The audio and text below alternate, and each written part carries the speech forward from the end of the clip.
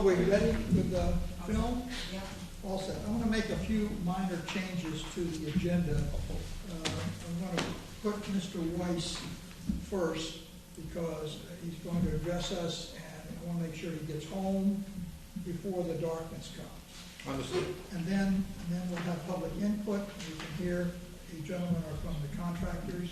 Just be able to make some statements, and then we'll move the bid award that dealt with that. We'll put that up there, and then we'll go into the rest of the meeting. So we can get everything done in a timely fashion. Anyone have any objection to these adjustments? No. Okay, thank you. So, Mr. Weiss, please come forward.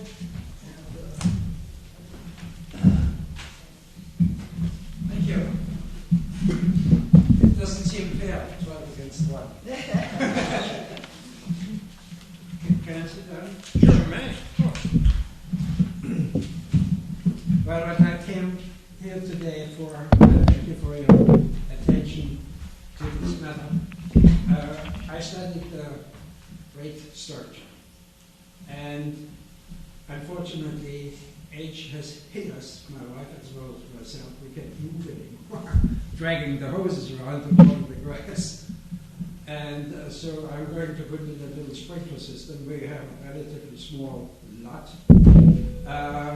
But what I hear from people from the water department and from this contractor who puts the water sprinkler system in, I got shocked by the amount of water we use.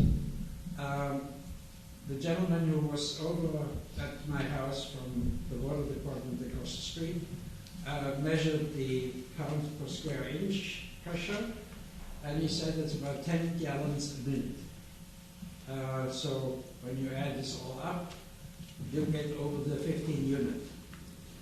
Then we have, for the next 15 unit is the highest rate of all the 6 rates you have, and it is considerably higher than the original rate of $3.10.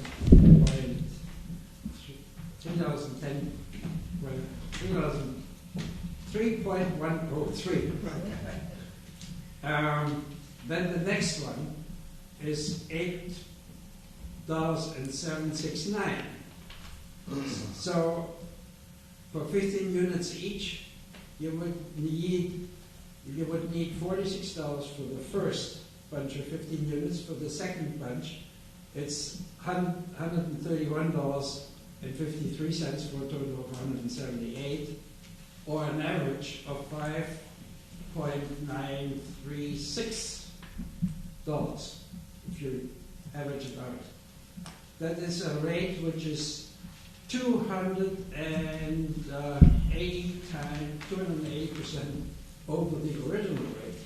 And that kind of shocked me. And then I looked at the other rates, and the other rates are lower to begin with. Even the all-over rate, we have at the bottom of the list, is only $4 and something. So what my point is, really, when you use water for irrigation, you should have an irrigation rate. How do we establish an irrigation rate? And why? First thing comes to mind is what comes out of the faucet goes down a drain. So you have water and sewer. But what comes out of an irrigation system would only end up on the lawn and not in the sewer.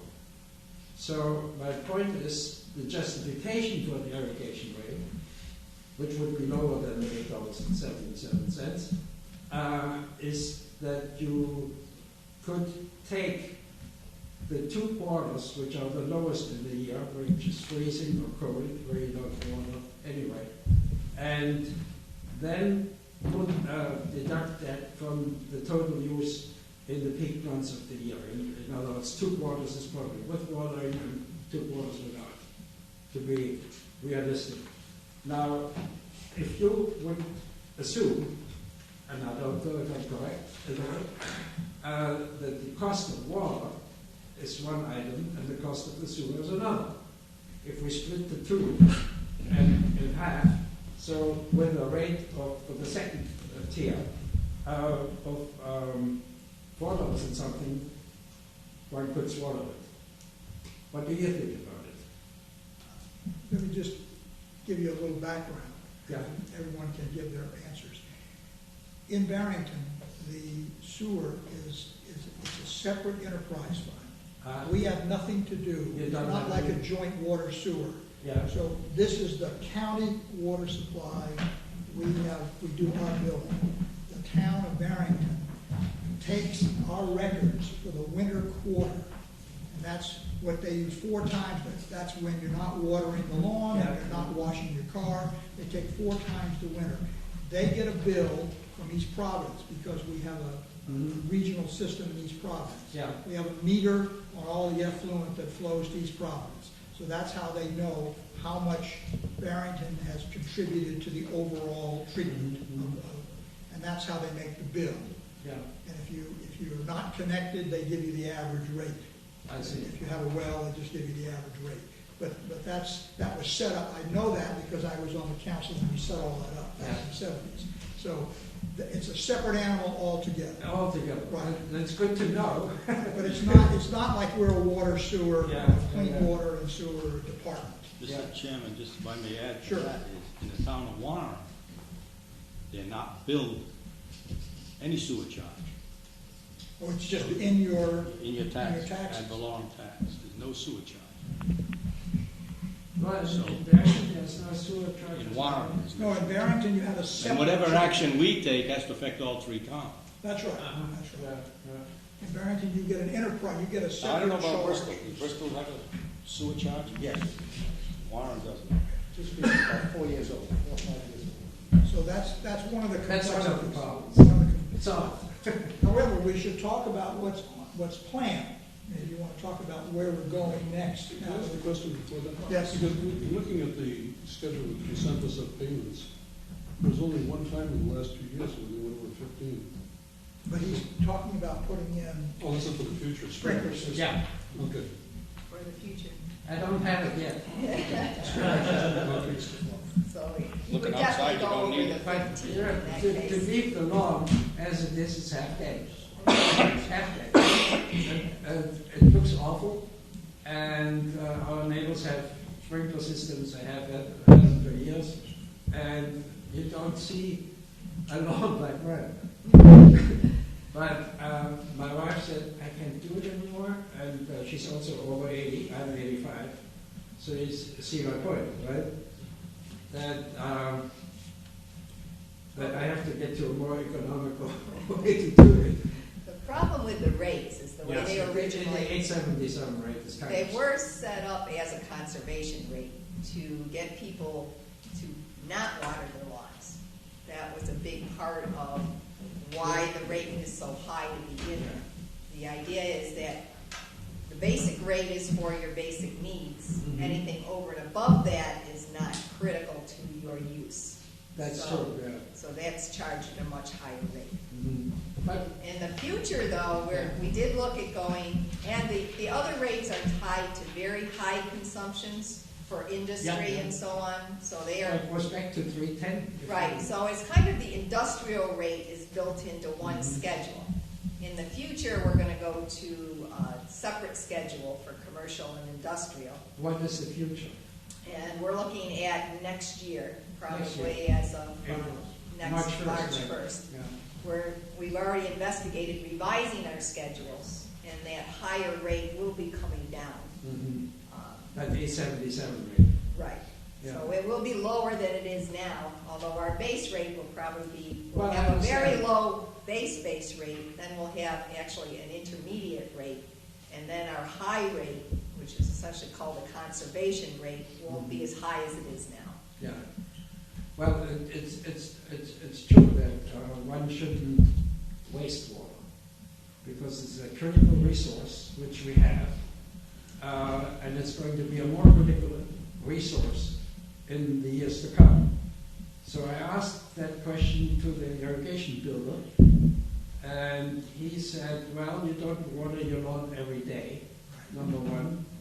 You go and you part of the system would be a gauge, and I don't know how it works, which measures the rain which comes and would reduce the use of water from the Bristol County Water Authority. So that is one step in the right direction. But if we have global warming, which we obviously have, I mean, you see it on the Azores, you see it in the Alps, you see it in the Himalayas. These rivers, which are huge, which come out of them, like the Yangtze River in China, that's all water from the mountains. That comes down. Greenland, if you fly over it today, is greener on the sides than it was maybe 50 years ago. The glaciers were all covering everything. Not anymore. So water is a critical resource if we want to keep humanity alive. But I don't want my arm to be completely dead. I want it to survive. But you want to be able to just minimally water it. You don't really need a lot of water, but just to keep usually what you have is a moisture gauge that's tied into the irrigation system so it wouldn't overwater your lawn, to make sure you just get the minimum and not anything extra. But I would conserve water anyway. The average for my household is 900 cubic feet in 3 months. It was the last month. It was almost every quarter was 900 cubic feet. So I have a little cushion here until 600. But I'm afraid that might not be enough and may bankrupt me. Because I'm on a fixed income, which brings nothing. What you have in the bank is 0.5%, which is far less than the inflation rate. So keeping this in mind, and it has to last a while, at least as long as we live. So any help you can extend would be greatly appreciated. It sounds to me like this year you pay more than you'd like to pay. Yes. But next It year. will be that way. It will be. But next year. Not yet. But next year it will come down. Yeah. Well, if you do that, it's one step which counts down the nose,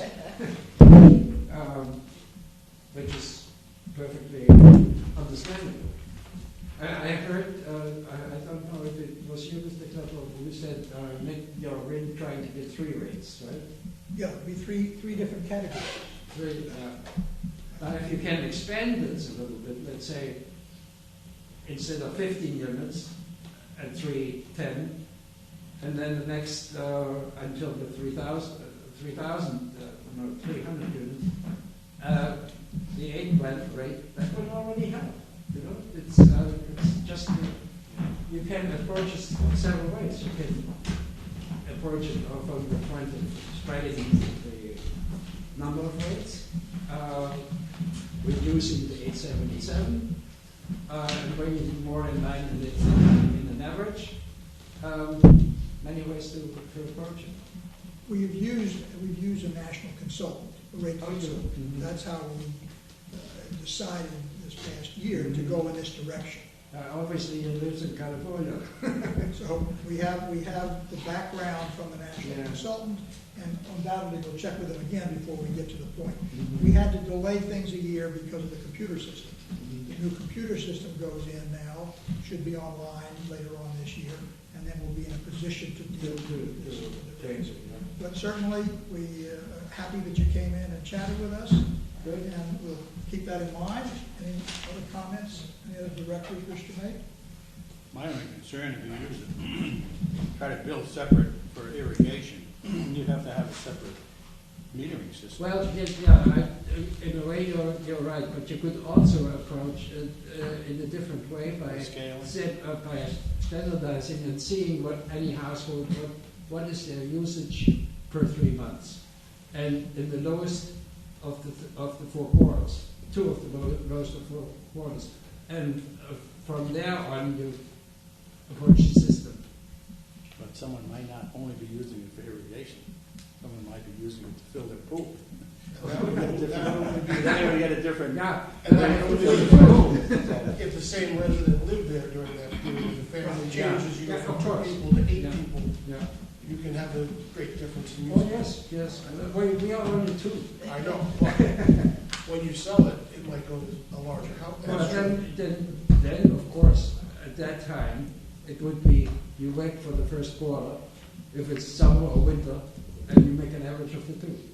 And anything is possible. It only takes a little computer time or human time.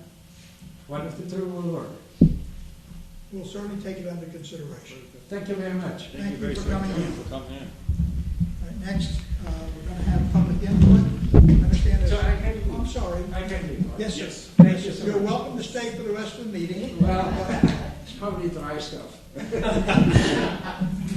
Not out of water. Okay. We're going to be talking about the contract award in Barrington. I guess there's some people here from that who are interested in that. Maybe you'd like to make statements now during public. Would you please come up, identify yourself just for our record? Before they do that, Alan, Yes. can we have, John, can we just have a thumbnail report from Pam, Sue? What happened? What Where we happened are? and Sure. why this gentleman is sitting here before us tonight. Yeah. I think if we did, 5 minutes of explaining why they're here, we might be able to get a response.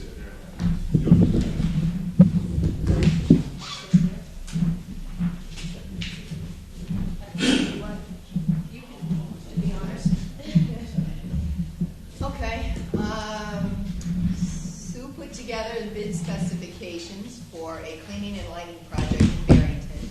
It's Maple Street, with a couple of side streets. We are using Clean Water Finance funding. Clean Water Finance is actually involved in the federal program, which is a state revolving fund loan program where part of the funding is from the federal government. So we have to follow all the federal regulations for any of these contracts. Some of them are quite involved.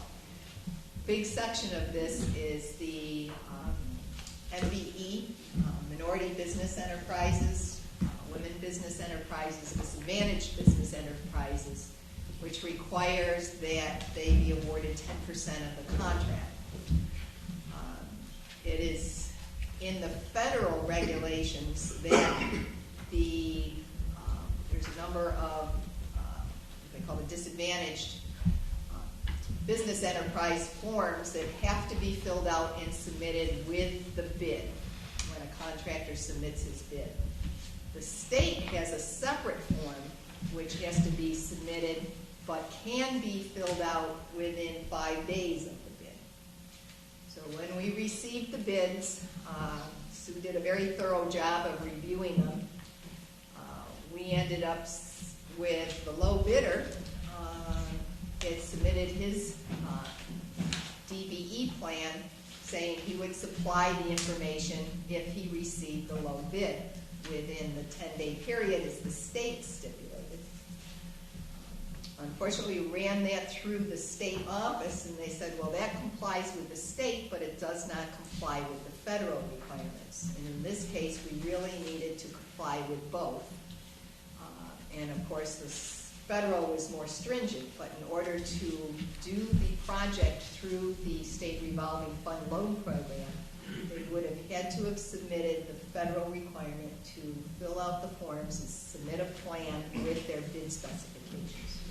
So we went back and forth with the state DBE office, the Department of Health, which also approves and gives our final certifications to the Clean Water Finance Agency for our approvals to go forward with the project.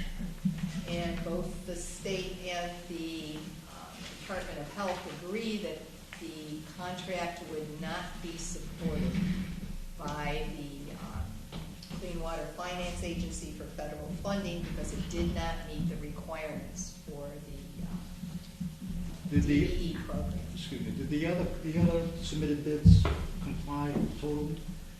Yes, they did. Did we do anything wrong when we sent out the RFP for the bids? No, it is, I have this additional documentation that shows it was mentioned several times in our bid documents that it was required to be submitted with the bid documents. Okay. Now, So what the was- decision was taken out of our hands then? That's correct. Okay. And you don't really have any leeway in this. Okay. Sue, did you have anything to add? No, just to state that it was in our specifications, many times that we're using this funding.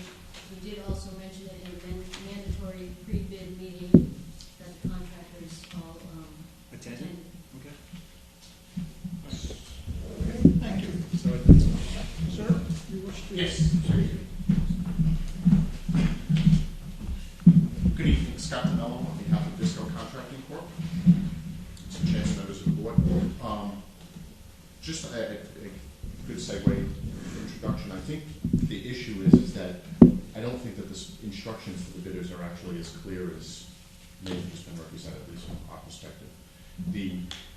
While there's a section that says you have to submit the completed EPA forms, that's all it mentions, completed EPA forms. It doesn't talk about what information is required. There's also a section that then says 1 to 5 has to use the forms that are in the bid book, but the EPA forms are number 6. So that in and of itself, and at least in my mind, I read it, is a little confusing as to if 1 through 6 had to be submitted, why there's 1 through 5 mentioned below that. But I think more importantly is 11.10 of your specifications or the instructions to the bidders said that all bidders must comply with the state of Rhode Island requirements regarding participation of business enterprises or DBE. And when you go and you look up what those state of Rhode Island regulations are, which I downloaded from the website, which I can certainly circulate, I didn't bring copies for everyone, but I have them, as Ms. Marchand indicated. The state of Rhode Island regulations specifically say that the compliance plan gets submitted after the bid. So there's this conflict in your instructions to the bidders. It says submit a completed form, but then it says you must comply, not should comply. It says you must comply with the state of Rhode Island requirements, which provides that you have 10 days. And if you read the requirements of the state of Rhode Island, it says that these regulations apply when the state is administering the funds, which is what it appears, and I'm not sure that it is definitively, but at least if you read the instructions, it says that it's going to be financing it through the state of Rhode Island Clean Water Finance Agency, which again would say that these instructions are compliant, whatever applicable, as opposed to some sort of federal regulation that's not provided to the bidders or even referenced in the bidders form. I would also just add that the requirement for submitting the information ahead of time doesn't really even make sense when you look at the forms themselves, because it says it's your anticipated contractor that you may use. I don't think you're even required to use the contractor that you submit. So again, it's form over substance. You have a situation where a contractor would be listed on a form and you're not even required to use them, because there's nothing in the form that says you have to use those people. So from our perspective, we disagree with the interpretation that's been given, that the instructions are clear. And certainly, from my client's perspective, they felt that they complied with what the requirements were that were set forth in the bidder's instructions. They complied with the Rhode Island requirements that are in detail set forth in the information for bidders, which is what they would have, I think, any reasonable bidder would have done when they looked at those instructions. They would follow that, looked at it and said, okay, we got to submit that 10 days later, after award, which is consistent with other projects that they bid in the area. I'm not saying with your agency. And additionally, you look at, I know, Rhode Island law is fairly clear that, that you have discretion to award what you think is, the appropriate and proper contractor that meets the requirements of the project. And certainly when you have a $60,000 difference, I think that when we're talking form over substance, I think that that's a significant amount that the based on a form that, on its face, where it says it's anticipated. Doesn't say anywhere on the form that you're required to use those individuals. Wouldn't seem to make, much sense from my client's perspective as to why they would be excluded from the project based on those situations. So we would ask certainly that because I think if I understand where we are procedurally, there is a rejection of my client's bid. We would ask obviously that be reconsidered and that they be awarded the bid, as I think that they are the lowest responsive bidder to an eligible bidder. Sue, who was it at the state level that said this bid has to be rejected? Dorinda Keene and also Mr. Newton, they are in the State of Rhode Island Department of Administration Minority Business Office. If I can ask a question, because Sue stated, and Pam mentioned also that throughout the forms, there was some requirements that were stated here at the pre-bid conference and also regarding the federal requirements that had to be met, which apparently, you weren't involved in at that time.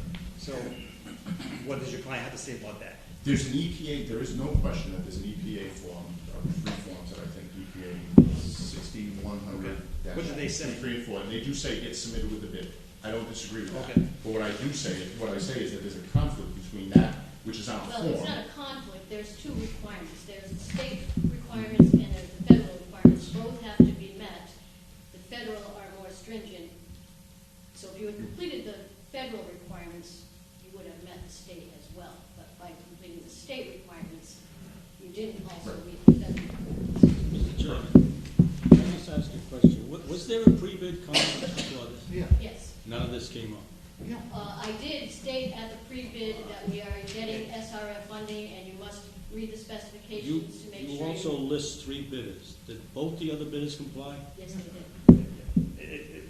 From where I sit, and I'm not trying to be rude or anything, apparently someone made a judgment call. I'm not sure if you were consulted and said, what should we do? I'm not sure if someone got a phone call here saying, what exactly they need from us. There also was a time period for the bidders to ask questions if there was any misunderstanding in the specifications.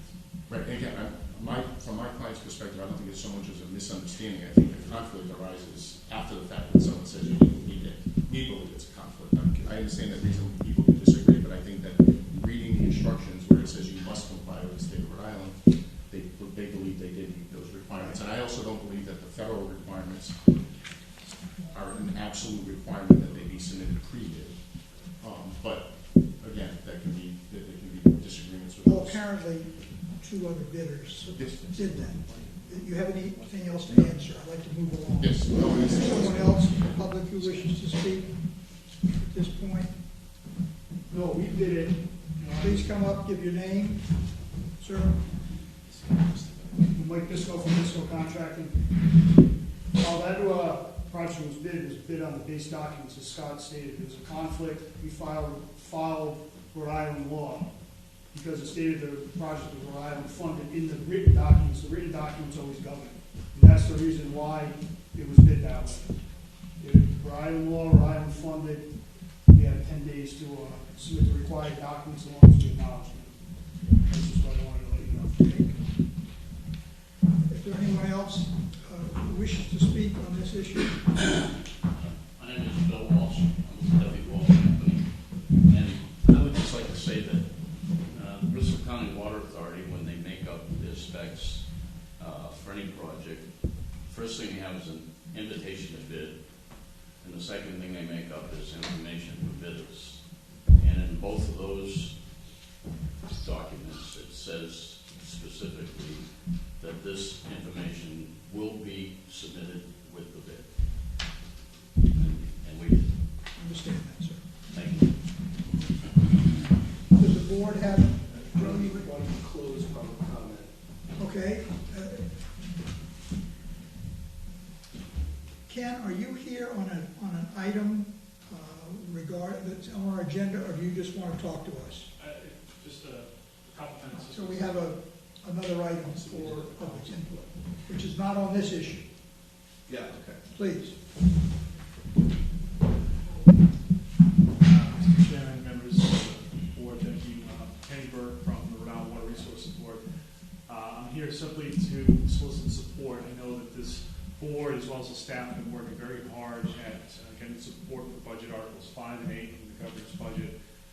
Budget Article 5 is basically sets up funding for several water resource projects throughout the state, including what we refer to as the Kentucky Pipeline, a way to get a redundant source of water to Bristol County and its residents. Budget Article 8 also outlines a way to complete a series of projects specific to the Bristol County Water Authority. I understand that Barrington and Bristol have both had their councils endorse both Budget Article 5 and 8 in Warren. I had spoken to Council President and asked to be on their next council agenda. I would like to have your staff and support to What come out. night is that? I believe it's May 14th. 14th or the 13th? 14th or the 16th? It's the Tuesday night, It's the 13th. That's the 13th. 13th. Yeah. Yeah, I'll have to to check on that. Your email said the 13th. My email might have been wrong, but I. No, it was correct. It was correct on that. All right. Okay, so it's the 13th, May 13th. At 7 p.m. Yes. I know, because it was my golf night. Okay, I'll be there. Ray and I are usually there. I'm not sure if John's going to be there that night, but usually Ray and I attend, or if I don't, it's. So. Okay. We just appreciate your support. I'm working double and triple duty. I've also petitioned the city of East Providence to be before their city council next week. I've met twice with the Providence Water Supply Board, their staff as well. This is, by all accounts, the best technical, financial, environmentally sensitive project. It is now simply a matter of politics and getting folks to rally around a very important topic, specifically to benefit not just Bristol County, certainly the residents of East Providence, as well as ratepayers in Pawtucket. Ken, what night are you meeting before the East Providence Council? That is May 6th. Will you be able to, the positive results from that meeting would go a long way to securing actually the Warren Town Council. Right. Just before this goes any further, the first topic of discussion tonight about the contract, are we going to It's a resolve? public section, so we have to let people speak from the public. And since this is not an item on the agenda, this is an opportunity for him to say something, that's all. We'll go back and we'll deal with this other item, which I said we move forward. So whether you, I'll be there, I'll try to be there. We're trying down this to get the council to come on board with. Sometimes it's frustrating on our part too, especially now that we have Barrington and Bristol on. I can let you know that the Warren Town Council has expressed emphatically with Bill and I when we were at the last meeting. They're really concerned that they're going to be left holding the bag if East Providence doesn't jump in with both feet on this project. But that's one of the things that I got from our discussion. I hope. But as I tried to explain to Council President Stanley, that has no bearing whatsoever on a state bond issue. right, I mean, it's going to pass. We should be asking the council to endorse and support a state bond, water bond issue, even if we weren't having a chance to get anything out of it. We should be encouraging that. And I would just like to emphasize the fact that right now, the state administration is willing to support this, and, you know, so we respectfully would love to have this support. Actually, Hopefully from Warren, I am doing as best I can to get East Providence to support this. Okay. I don't know how deeply involved we are with the details, but that's exactly why I'm going to be there next week. Actually, right now, this is a golden opportunity for Bristol County. Well, that's the issue. And It's, you know, we don't know how likely it would ever be in the future to be able to get, That's 50% exactly right. funding for this project. Obviously, if East Providence isn't going to build the pipeline, we're not going to build it by ourselves. For some reason, that was a misunderstanding. But East Providence is going to have to do it eventually. They're in a very tenuous situation with their infrastructure. And they are right adjacent to Pawtucket. It makes the most sense in the world to build this pipeline. And we're adjacent to East Providence, so it would solve a lot of our problems as well. But without the full support of our three towns, it's really gonna be difficult to go forward. All right. Well, thank you, sir.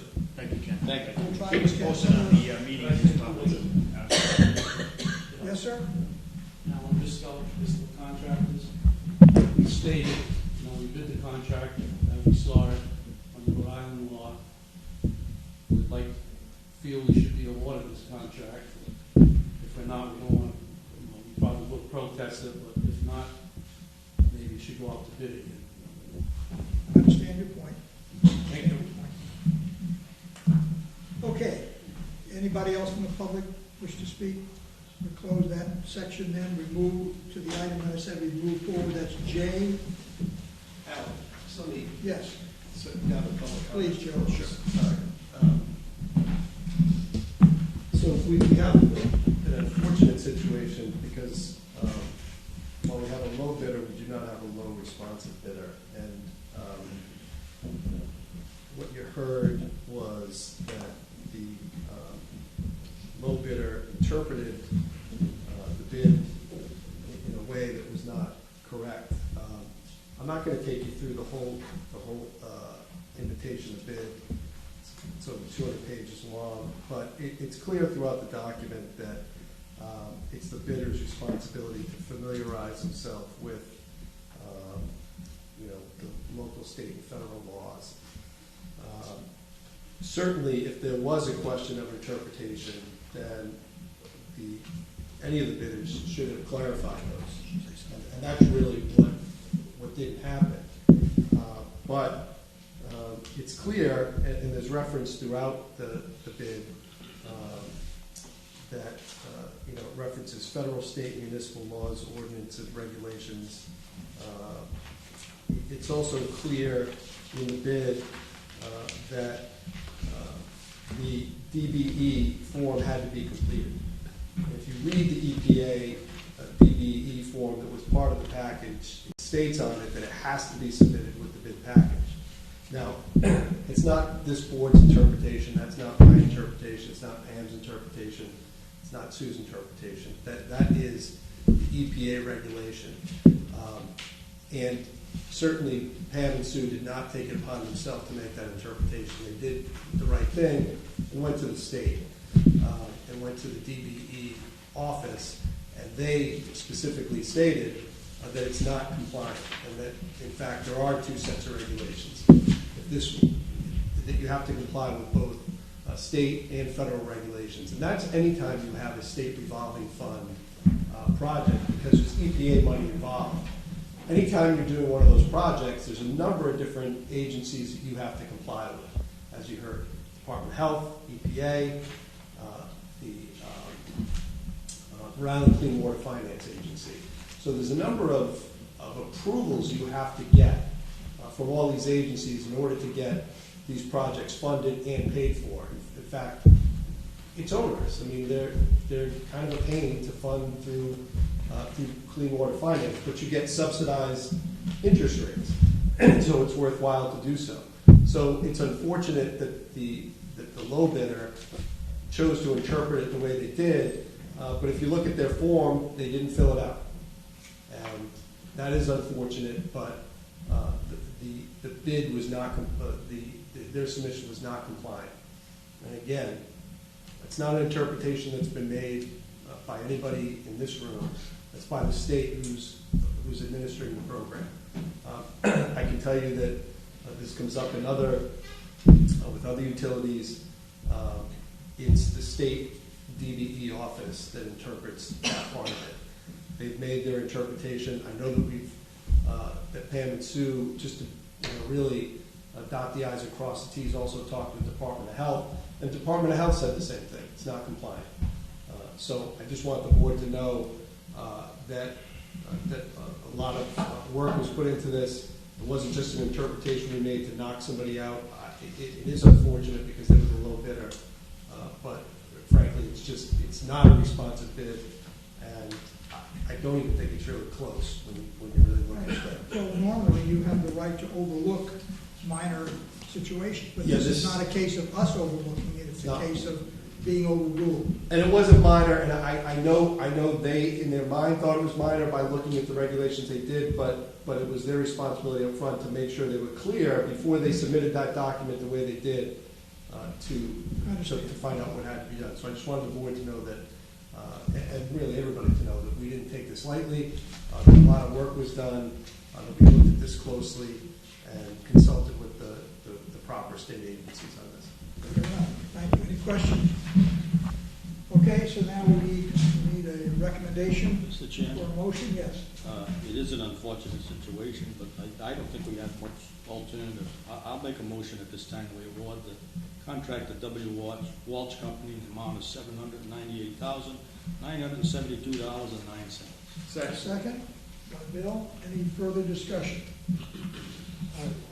Yes, sir.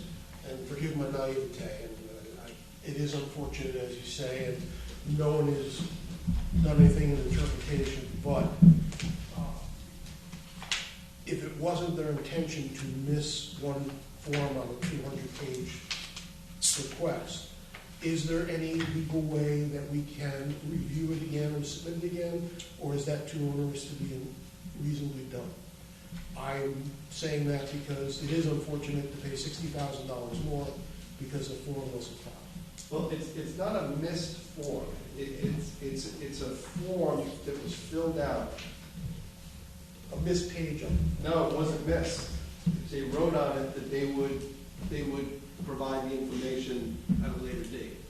So it wasn't as though there were some pages missing. Again, forgive my, Yeah. I'm just looking for, my concern first and foremost is, if they're otherwise qualified bidder and they're $60,000 less, is there a way that we can make that happen? If there isn't, and it's not, then there isn't. I'm just gonna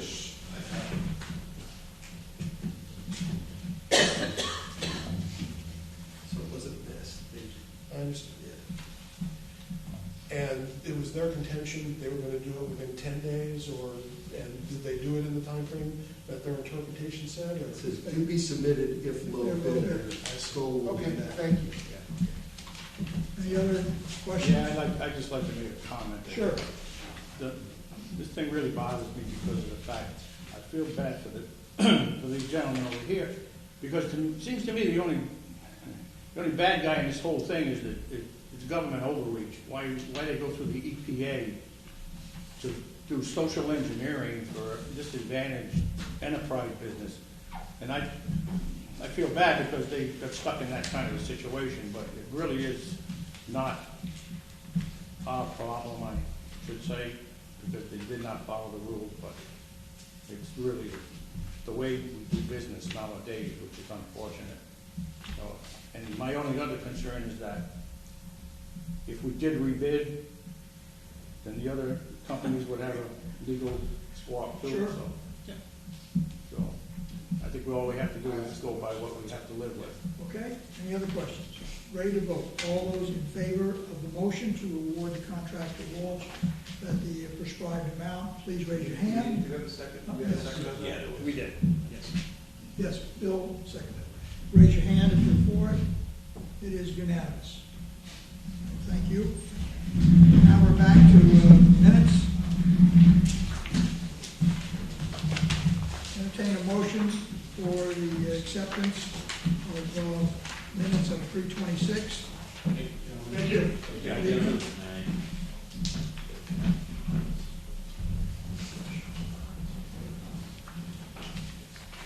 Someone want to move the acceptance of the minutes of 3/26? So moved. Second. Discussion? Ready to vote? All those in favor, please say aye. Aye. Those opposed, nay. The ayes have it, unanimous. The minutes of Thursday, April 3rd, the special board meeting. I'll make a motion. Motion to that. Second here. Any further discussion? Ready to vote? All those in favor, please say aye. Aye. It is unanimous. Executive Director's Report. Well, a couple things of note. We actually sold a little more water last month than we had been in the past, so hopefully that's the start of a trend. Speaking of Clean Water Finance Agency, we've been trying to obtain. Can I ask you a question? Why do you think we sold more water at this period of time? Does that make sense? I hope we're not losing it somewhere. Hope not. But do you have any inclination why it would have gone up? With people moving out of the state? With the school? School? I don't know. No, it's just, it was a bit above normal than we had, but they vary from month to month on occasion. But By 5%? in general, our spring last year was higher than the year before, but then it declined the rest of the year. Okay, so that's not unusual to see that. In the spring, it's not quite as unusual, but our weather was so miserable, it was a little surprising. Yeah. Well, that's Didn't what I- expect it, actually. Clean Water Finance Agency, trying to get some of our project approved so we can get the funding for our water main projects is, again, they've become very restrictive on the documentation that has to be supplied before they even approve us to go forward. So we've been working with, poor Sue has been working with the Department of Health and trying to define what it is they exactly need for all of the documentation and getting that into them so we can finalize our approvals. Some of the other municipalities have also been having some issues, so right now the bonds are on hold until the majority of us are ready to go forward. We're hoping within the next month or two we'll have all of our documentation approved and we can go forward with the bonds. Is there anything major that's holding it up? Just the certificates of approval. Do we know why? No? We still have to post, they have to do a 30-day public input posting in order to get our categorical exclusion. And that's going to go in the paper this week or next week, May 5th. So they can't physically issue the approval until that 30-day period. Right, there's a cause. We're getting close. We're There's getting a cause close. for you to get aggravated over. Well, the main issue with using the finance agency is the fact that Good rate. we can, well, it actually ends up costing us about the same because of all the paperwork and all of the requirements that we have to adhere to, even through the construction period. So in the future, we'd like to go more to bank bonding, but with the Clean Water Finance Agency, they are putting off our principal payment for 5 years, which is an extreme benefit to us at this point in time for when our major bonds are paid off at that point. So right now, this allows us to keep our rates relatively low and not have to finance all of our construction projects immediately.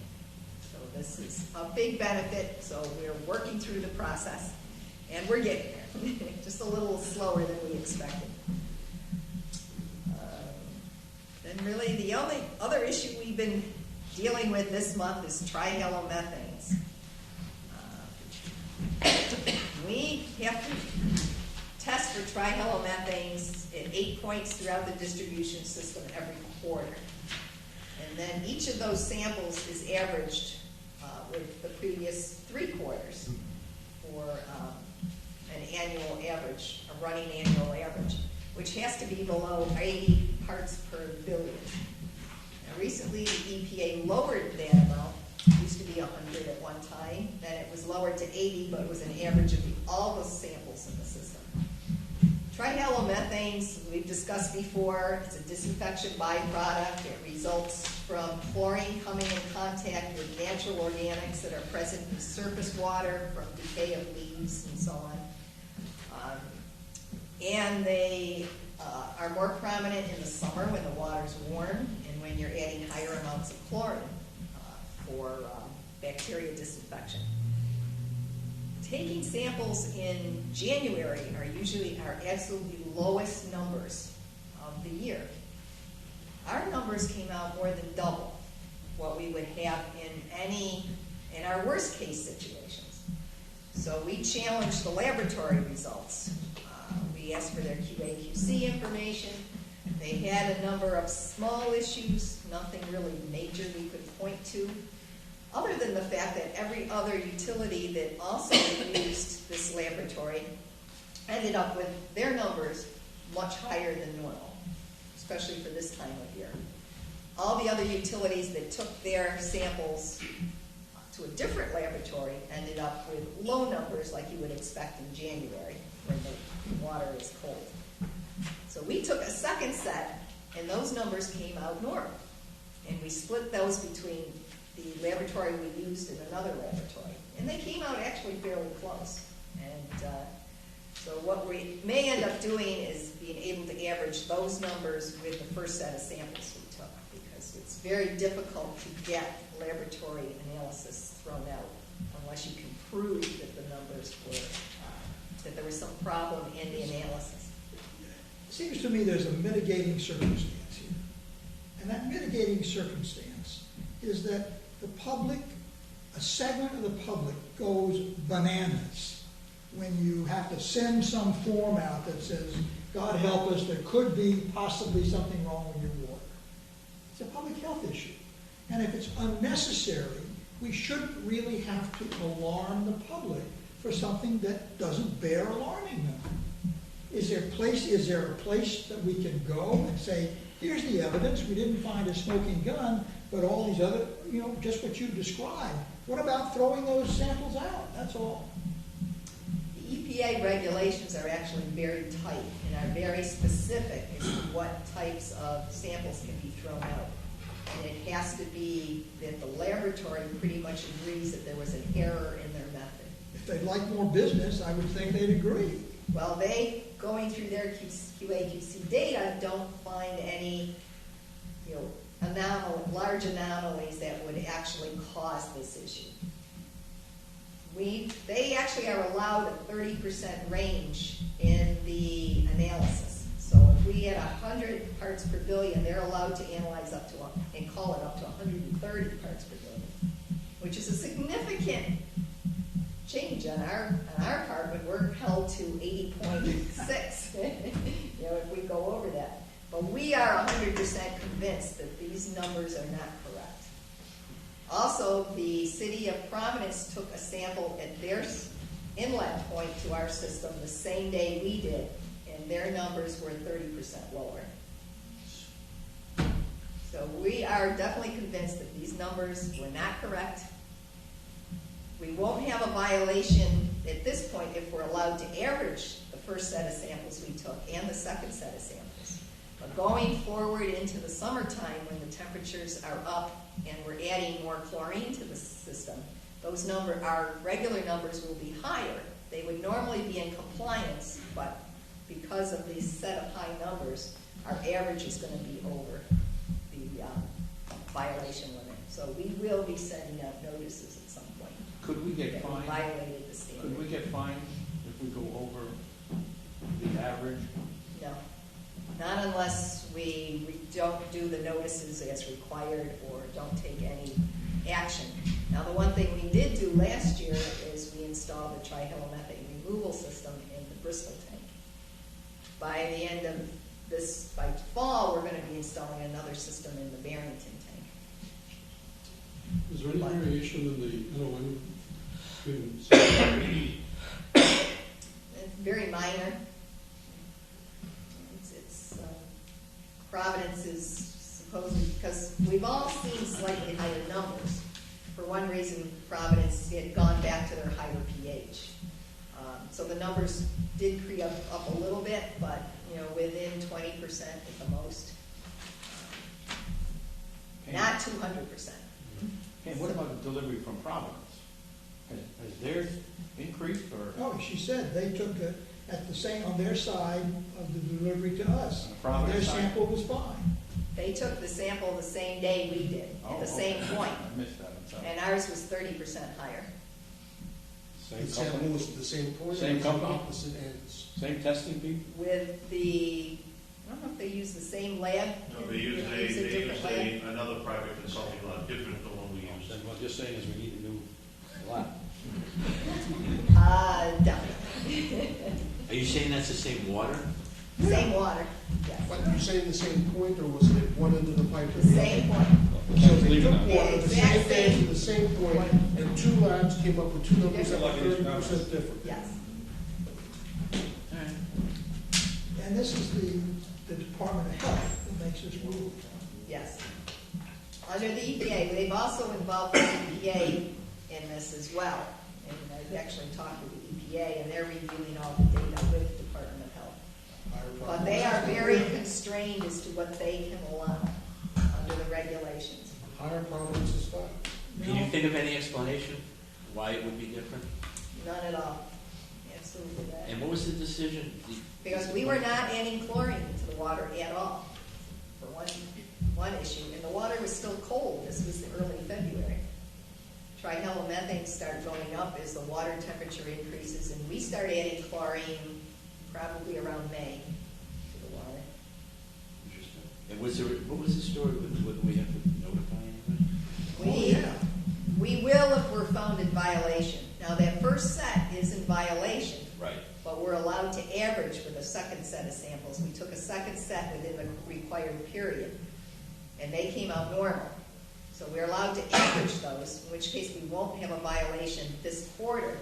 But as as the numbers go up through the summertime, and we have to include that high number in the first quarter average, we are most likely going to have a violation. That becomes that little mailer, right, that has to be sent out to We have to everybody. send out to every customer, and then describing as mandatory language as to what are the effects of trihalomethanes. Pam, can I say, have other companies that are not on the Providence system, have they experienced something similar to this? I'm just wondering if it's something to do with period of time, weather, or what? Would Kent County be, Newport, Newport has a problem with trihalomethanes because they have a fairly poor source of supply. So initially they've always had problems. What about Pawtucket? They don't care. Pawtucket does not have an issue. And actually, with their way they treat the water, they are lower than Providence, actually. How about Kent County? Pardon me? Kent County? Kent County purchases their water from Providence. They get it much closer to the treatment plant, but they've also seen higher levels of trihalomethanes. Depending what laboratory they're using, we looked at all the customers of Providence Water, all the utilities that were purchasing water from Providence. Ultimately, The ones that used the same lab we did were higher. The ones that used a different lab were low and fell within their normal range. what you're telling us is the variable is the lab. It's the laboratory. Well, let's get the better lab. Well, yeah, but now we're stuck because they might disregard that information, which they should. Now, do we have to continue using that same lab going forward? No. We don't need to use the laboratory, but we have to use the number. It will go doesn't forward go in up. our quarterly averages. Okay. When and if we have to put out the card with the explanation to the public, can we say that we changed labs, or is that inappropriate? Yes, we have to print their required language, and then we can add whatever we want to, and we can definitely state these numbers, we're convinced we're not correct, we challenge the laboratory data, but we were constrained to use them. This is required. Yeah, we don't believe there is any health issues involved in this. And If people read that far. And that's only if we get a better test result the second time, right? the other thing is. Well, we ran the second set of samples were normal, and we actually ran a third set that would go into the next quarter, so it couldn't be average, and they're normal. Do you have empirical data that the other companies that use the same lab as us were finding similar difficulties? Yes. Then I think that compiling that and disclosing that at the same time would be prudent. Okay, any other questions? Any other items that you wish to report? I hate to interrupt this, but Yes. I'd just like to say thank you for your vote of confidence. Thank you for You're welcome, complying. sir, we're looking forward to a good Thank you for project. telling us all about that. Thanks for the confidence that you have lost. Okay. Thank you very much. Good evening. I do, we'll make money. Mr. Chairman, one quick question on the second director's report. On line of credit used to purchase the vehicles, what was the final cost of those two vehicles? I believe it was approximately $24,000 each. Each? And well, line of credit was what, 50,000 or half a million? What was It it? was $500,000. $500,000. Yes.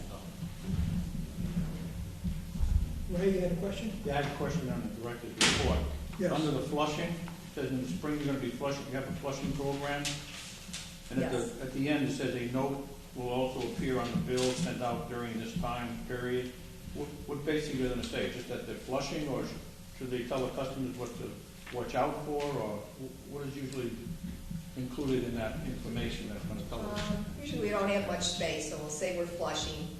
Go to our website for more information. We put up a large bulletin on the website. We've also had bulletins, like I said, on the local news channel. Well, Access. the reason I ask is because I And we're remember. putting out signs along the streets too in the And my area. children are playing in the water also. So I received a bill today. There's nothing in there. Uh-oh. Does that mean there's nothing being done in my area? Well, Bristol will be the last area we hit, so, you know. Right now, we're in Barrington. Because my water bill didn't have any notice at all. I think We're joking. I saw a sign on, I think it was Market Street, it must be where Swansea is. It said Flushing area today, this week, or whatever. As you head towards Route 6. My concern is, I remember sitting in a meeting one time, and the gentleman brought in some water that looked very cloudy and looked like mud. And he said it was the result of flushing, and what he was angry about was the fact that even though they were flushing, he didn't know what the consequence would be because they were flushing. So that's what my concern is. If people suddenly start seeing brown water, they may not associate it with the flushing program. And it'd be nice that if we could, somehow inform them ahead of time that to watch out for that, and if they do, call or whatever, I think I've seen that on the local channels written, but maybe a news article. Just throw it in all three papers. I just don't want us to get bad press where people are going to... Even on the website. I mean, they don't know what flushing is, Yeah. And how it's going to affect that, so And that's if it's done early in the morning and someone doesn't get up at that time, it may be Yeah, fine when they do, no, but if someone gets up at, 5 o'clock in the morning, takes a shower, and it's brown over I'll here. fill up their coffee pot and get ready to make coffee. So, whatever you can do. It doesn't affect you, the coffee, because the coffee's the same color. In fact, it might taste better. I get a different coffee maker. I pour it in, it goes in. We don't do this in the middle of the night, do we? Yes. Yes. Okay? We start at 10 o'clock at night All and right. we finish at 6 in the morning. Yeah. And everything is flushed until it's clear. But that's not to say if somebody was Yeah, to somebody will get it. flush their toilet in the middle of the night, Yep. they might get a They soak might get it right. ground water. That's how I can tell when they're filling up the street sweeper at the bottom of Wood Street. Aha. Okay. Any questions about Sue's report? Or Andy's report, which were attached? Yeah, I had a comment on Sue's Yes. report. The projects that we're gonna be doing, it says narrow lane in Bristol. Is there a narrow lane in Bristol? Or is that narrow road? It says narrows on the second It says page. narrow lane. Page 1, 6 4. The reason I ask, because my son lives on Narrows Road. I wanted to tell him whether he's gonna get projects. You're in the hot seat. I had a Over a question. lane or a road or a byway or whatever. Narrows. Narrow lane in Bristol. Is it narrow lane or Narrows Road? It's Narrows Lane, it's the one that's attached to Hopeworth. If you go down Hopeworth, there's a road at the bottom, not the very one that's right closest to the water, but next farther. Are you familiar with Hopeworth? At the end, it has like a big circle. So there is a narrow lane. And what did I put here? Narrows. Yes, Narrows Lane. But on the other page, you say Melrose, Hopeworth, Narrows. Yeah. Yeah. Which is it? There's a difference in Bristol.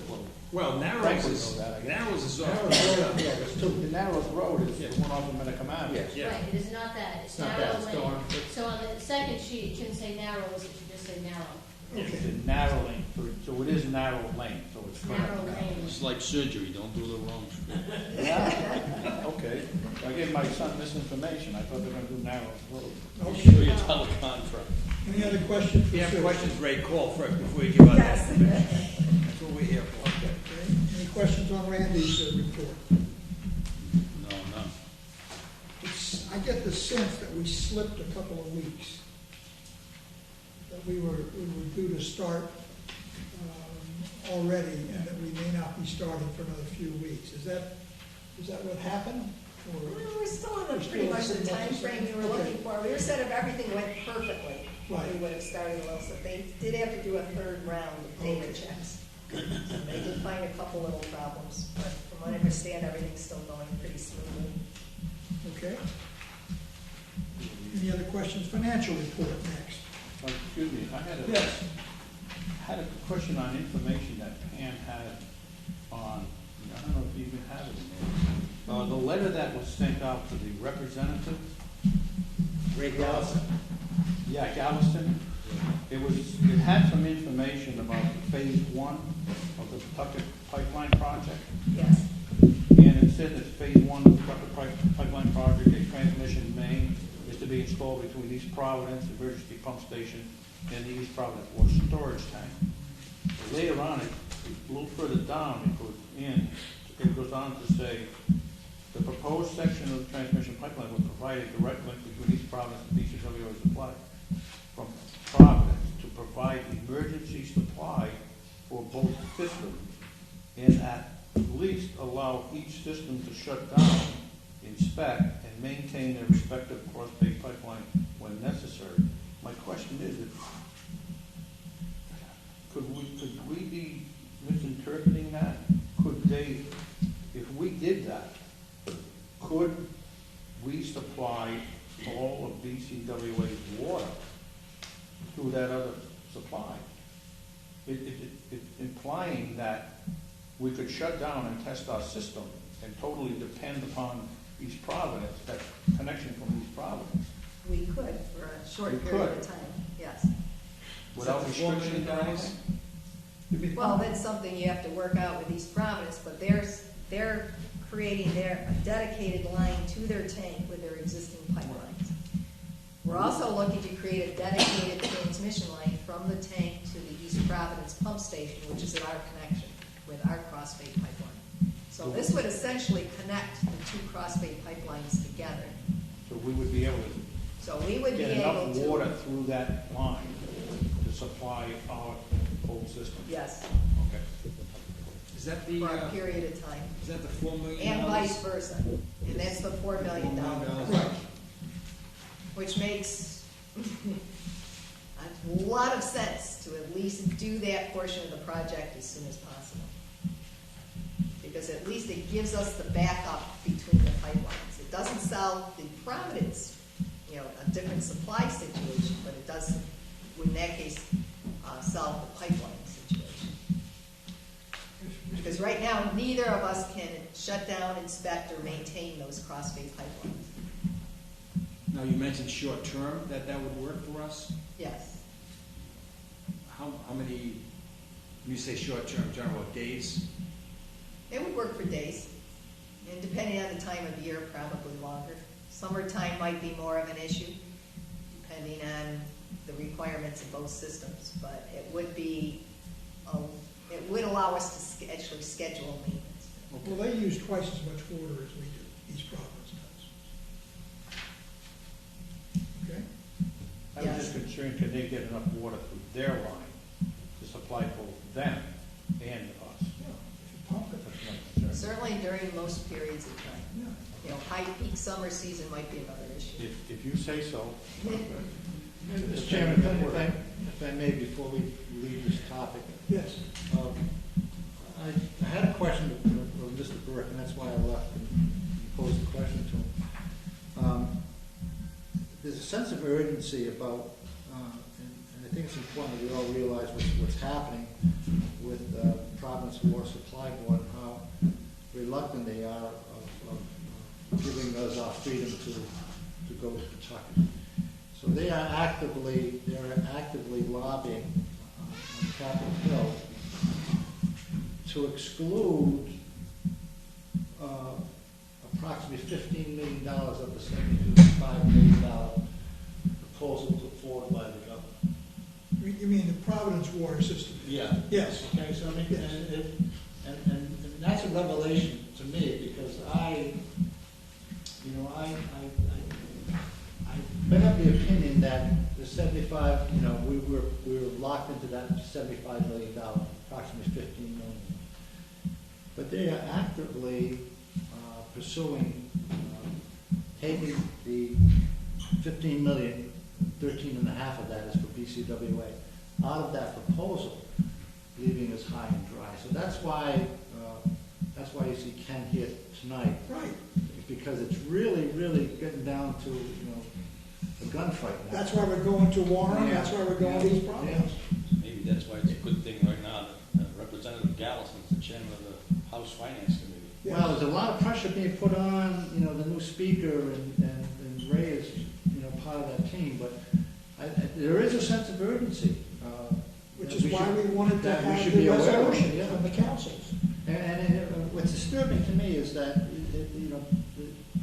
it's a monopoly. They have, Providence Water Supply has a monopoly, and And they like it. and they like it, and I just wanted to relate that to, Frank, I suspect that the fact that when we produce the facts to end up with a 2% increase, yeah.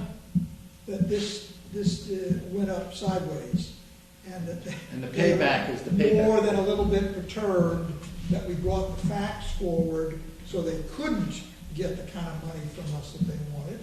And part of it is undoubtedly payback. Yeah. And I don't think that should be lost in this discussion moving I forward. don't In fact, think it will be. yeah. I don't think it will be. And thank you for that, because it was disturbing me why, now I know, there really is a sense of urgency. Plus, I think I really should mention the fact that when I have been chair of the Water Resource Board, and when this was first put into the strategic plan for the Water Resource Board, I was the executive director of Providence Water. So Providence Water did support this throughout the state as far as interconnection programs and the need for these backup supplies and so on and so forth throughout the systems. There's been a change in attitudes, I would say. And unfortunately, that change of attitude has a dramatic impact. Oh, sure. Thank you, Jim. Okay, you have given us a draft, Be brief. so you're just gonna, just the one you're Just talking gonna read the about? bottom line on the last page. Yeah. It's, Let's not go through a lot of detail, because people haven't had a chance to absorb it all. I cut out a lot of the assumptions I make and explain because the auditors don't want me to say too much about it because it could be subject to change. Okay, One of the things we've done this year, and I'll go back a little. I'm going to talk about the audit. I'm going to talk as little about this as I can right now, all right, because the concern is that this information is basically for your viewing. None of it is to be public because I'm not mentioning any numbers then. we don't, until we have the audit through, because they could make changes. If you remember last year, they decided to write off a project on the old shad for $250,000, which added $250,000 to the expense last year. There are some things. What we presented the auditors is what I call an extremely cleaned up. We went back and cleaned up a lot of stuff that was sitting on the books from 12, 15 years ago. Because we're going to a new computer system, I didn't want to bring a lot of that we can't explain now, never mind try to explain in a new system that starts fresh. So I had the discussion with the auditors. They're in agreement. They're looking at all the things that I took some liberties with, either to write off, add back into incomes. We had some give and take things this year that we were able to talk about, and we're in the process of doing that. The audit started Monday. They're actually working as we speak in my office. So they're working very diligently to the end result. Mark, I think I want to say, though, that what you're talking about, things you're writing off, are very well documented. Oh, it's very well documented. It's not anything that you didn't know what they were. No, You just kind of we said have that an in a idea way. what they were, but it's stuff that's been sitting in the closet for a lot of years that I knew he was. we've decided to take some action on. Just want to, We're not talking about large amounts of money. If there are issues. You're not cooking a book. We if there understand. A lot of it's to do with assets like the shed that's out there. But if there's some issues, they're gonna give us a management letter, aren't they? They're gonna raise these issues. Well, wait, if there's a question. we've already started discussions on some of them, and they're all for us cleaning up Okay. things. But a lot of it would be something that might be in what we call an A order, which is, it hasn't gone to fixed assets yet, but it's been out there for a long, long time. And if it looks like it's not gonna have any real use to the authority, like design work on something we're not gonna do, that doesn't become part of the fixed assets, Right. that they will force that into a write-off. Those are the type of things I'm talking about, whether, I mean, rather than, my suggestion is, rather than have any premature angst, right. let's just wait and see what it is. And then we'll just explain it all in one fell swoop. Yeah, right. That's all. Right. A lot of it, some of it, I personally don't expect too many changes, but we're completely going through our fixed asset system to move it to a new system. And during that time, we're talking about changes in life of assets. We currently have, for years, we've had hydrants and meters used to be in one section, and they used to go in for 40 years. Well, Meters don't last 40. meters now are with technology, they're in a lifespan of 10 to 15 years at the best. So what we've done is we've gone through, we've segregated out those to two categories to bring forward and bring the meters down, leave the hydrants at 40. So it will affect our depreciation expense but it's gonna wash a little bit how we do it. The other thing we did, I segregated this building, was in a group called administrative, which also had some other costs in it. So I segregated just the building and the useful life of the building as a separate fixed asset category, and took other things out that had shorter lives. So it's more visible, and you can look at in more detail what the fixed assets are. Aren't all these changes you're talking about, don't they pale in comparison to the overall worth of our system, the lines, the tanks? Oh, absolutely. I mean, you're talking about fringe stuff, basically. We have $82 million worth of assets. Yeah, so if you change several million, we're talking only about. That 82 is not going to change, No. but we expense it. Right now, we're expensing it's $100,000 a month, $1.2 million a year. So you look at, you get it, and the total depreciation is around 20. So we've got $60 million that's being depreciated. So, a little over $1 million a year, you're looking at 50 years. Right. So with some adjustments, that 1.2 million, again, depreciation is a non-cash expense. So it doesn't affect our cash, but we might be a little more aggressive on some of the things and keep things. There's a lot of changes. Will the audit be ready? Will we talk with the auditors next month? Right, we're on target to. I set goals and milestones up with them on Monday of what we need. So we're looking at. They're going to have a first draft for me by May 16th, and I have to write the MD&A, Management Discussion Analysis, a response back to them, Right. which is the first part of the annual report. Basically, I call it like restating the obvious. Just discussing anything that was why certain things were out of whack or increases, and they they have to review what I write and go back and approve that, okay, before it's allowed to be scheduled as part of the annual report.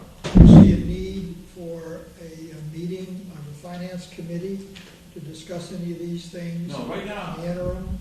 right now, there's nothing of any nature that I don't think I've already touched on everything with them, and they're, as far as fixed assets and some of the things we did as far as, when I said cleanup, I don't want to take Pam's jumping on it.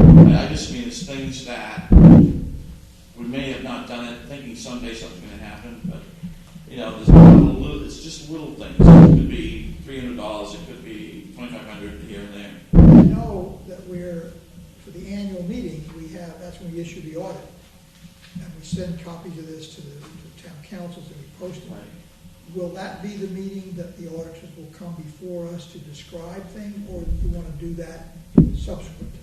No, I think we're going to try to do what we did last year. In previous years, you've received the report at the meeting. And the annual meeting tended to be more ceremonial, I think, voting of officers and things like that, it's not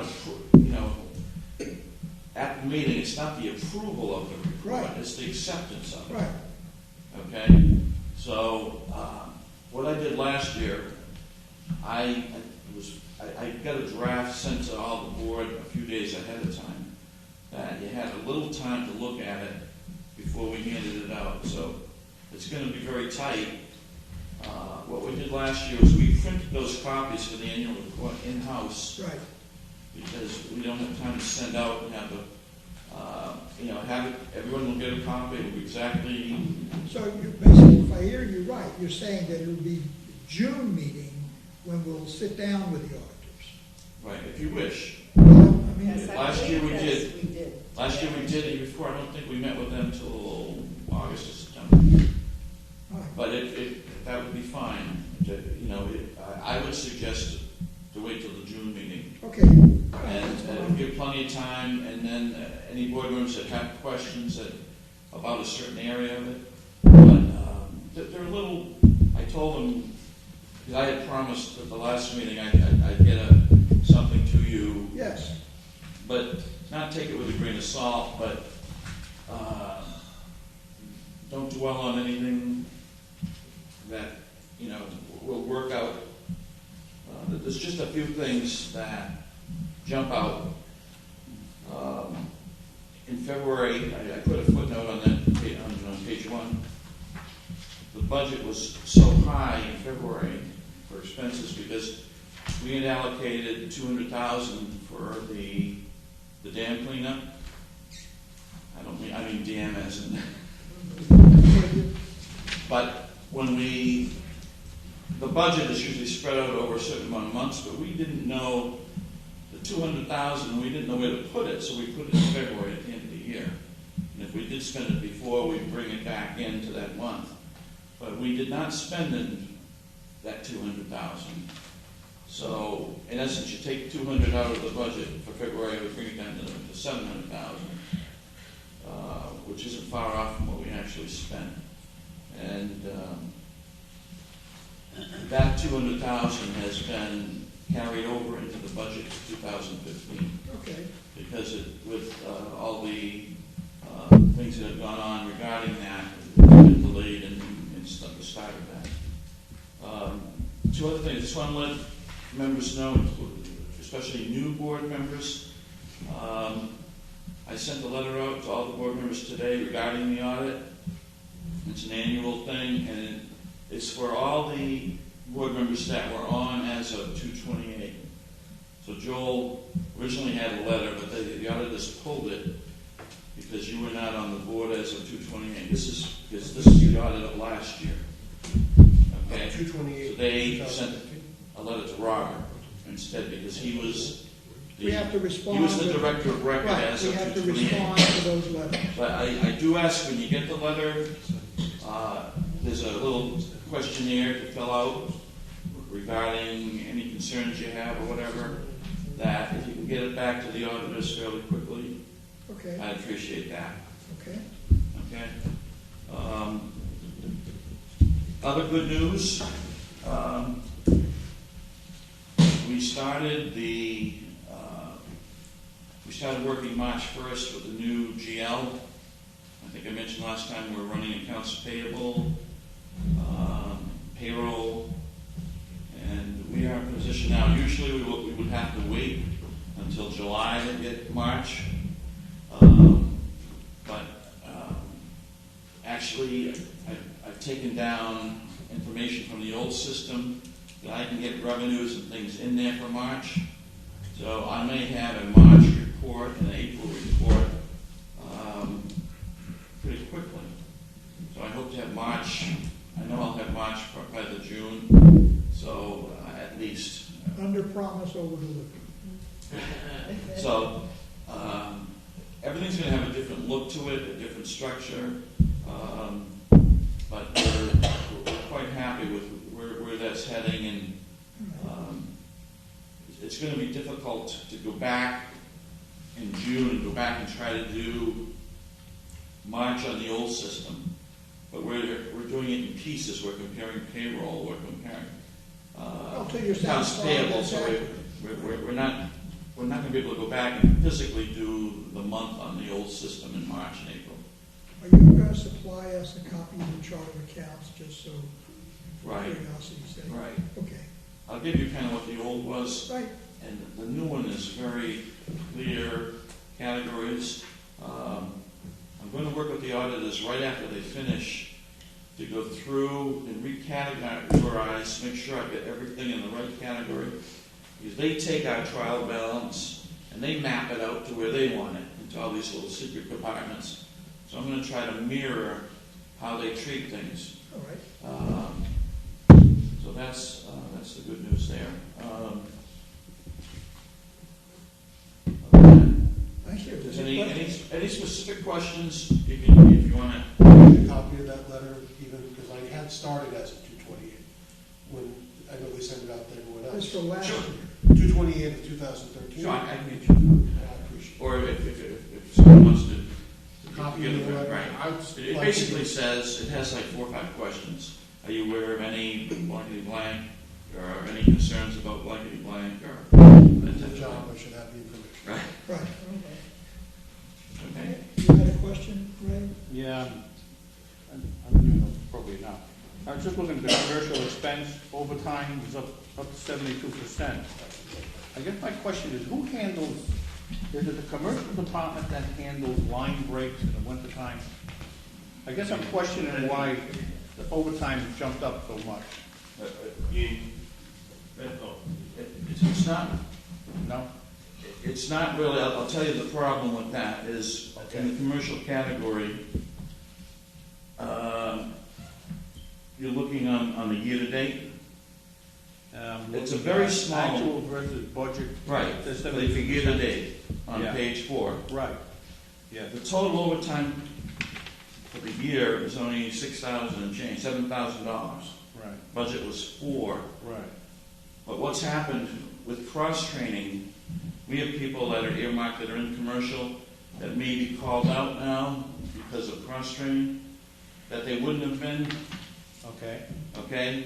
So they may be earmarked as a commercial department. So it would have been spread out into 2 different Right, departments.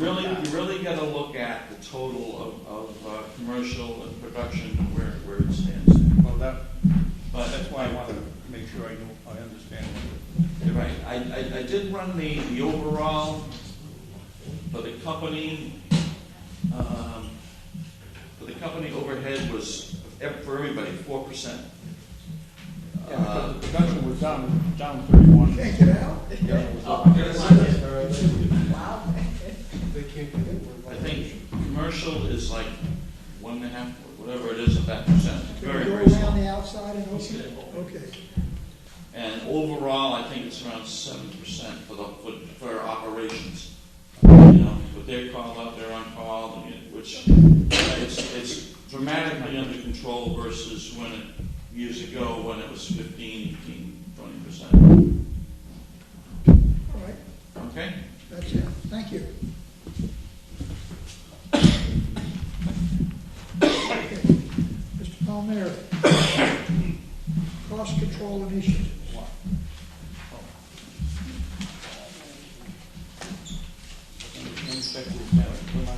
Oh, okay.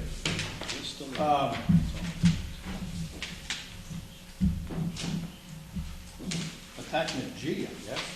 You're looking at your agenda. Yes. Agenda item. Yes.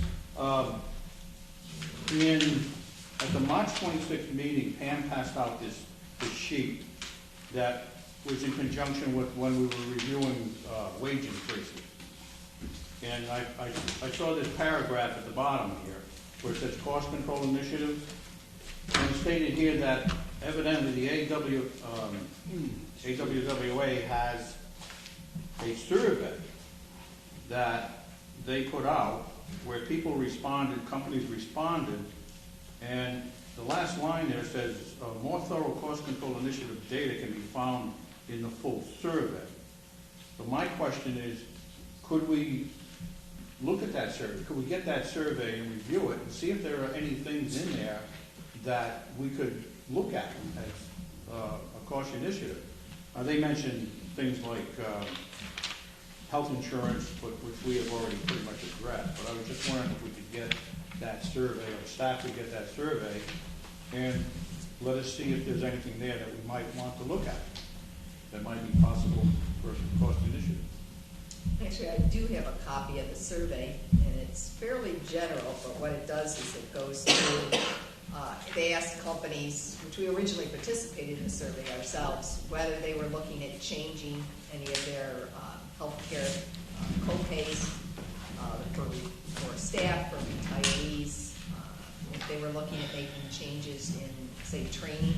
And actually, a number of utilities responded they were increasing training because they were doing more cross-training, like we've been doing in the past to operate more efficiently. That was pretty much, I can get you a copy of that, but it's pretty general, and it's pretty much everything we've been doing.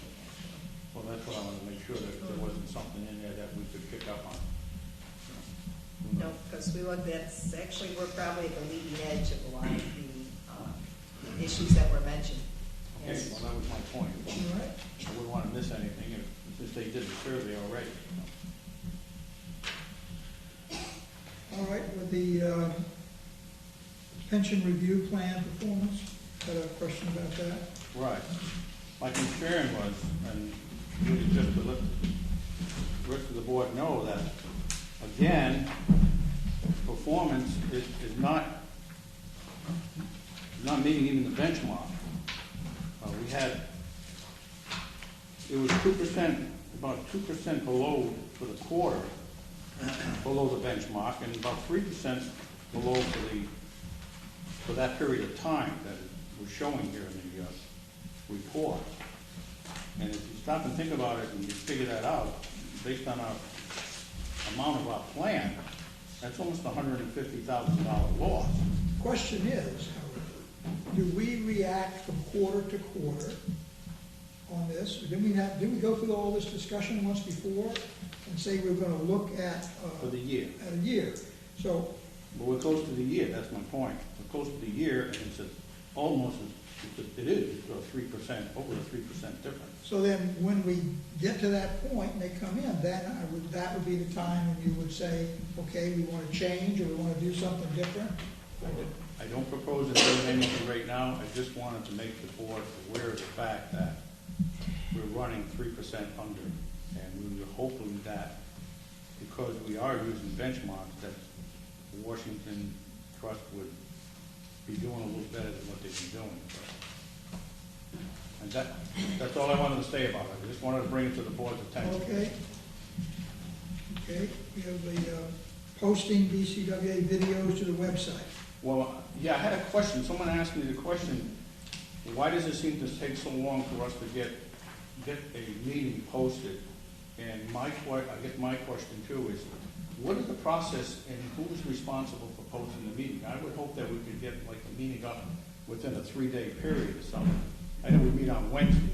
I would figure maybe it should be up at least by Monday. What is the How do we do it? Who's doing it? Who's handling it? Between Sid and Randy, typically. I bring the little SD card to Full Channel the day after. Tomorrow I'll bring it there. And it's up to them to do it. Okay. We have no control over it. All right, so that's it, it's all up to Full Channel, basically. Yeah. Right. And actually, Randy, based on your question, we took a better look at the website and how accessible the information was. We found it a little confusing, so actually we had Randy set up a program where now you can go into our website and the actual dates will come up for the videos, and he's created a direct link to the video, so it makes it a lot simpler to look up the specific video that you want to see. So it's still up to Full Channel, though, to get it. But it's still up to Fashion. Full Channel to get it posted. We can just The average ask has the been like, members. I think the average has been like about a week and a half at least, Oh, really? sometimes 2 weeks, so I'm not. You watch those things. You'll Oh, be yeah. surprised. You will be surprised. I had people say to me, I saw you on TV, and I said, who really watches those things? But they do. I think So part of that that's why I process, just wondered, because there's some people that like to follow or have a question about a particular meeting that, something that was on the agenda, will follow through. part of that process has been resolved. I think Randy mentioned, Yeah. it is on the website now by the dates. Yes, he's So it's made not- it easier to it's not- find where you're looking for. To get it to the point where it gets to YouTube, it's not as simple as just hand up. I mean, Full Channel's gonna do it when they can do it, and it's gotta be posted, then they gotta get information. So there, I don't think a week or 10 days is out of, Unless we want to pay to have it streamed directly, which some councils do, but that's going to cost us a pretty penny. No. I just There wondered. are a lot of people who are going to look at it that night. No, we're doing that, having tinted too, so we'll look at it. Okay, so is that it? Ain't gonna help you. We're moving on to RFP on K.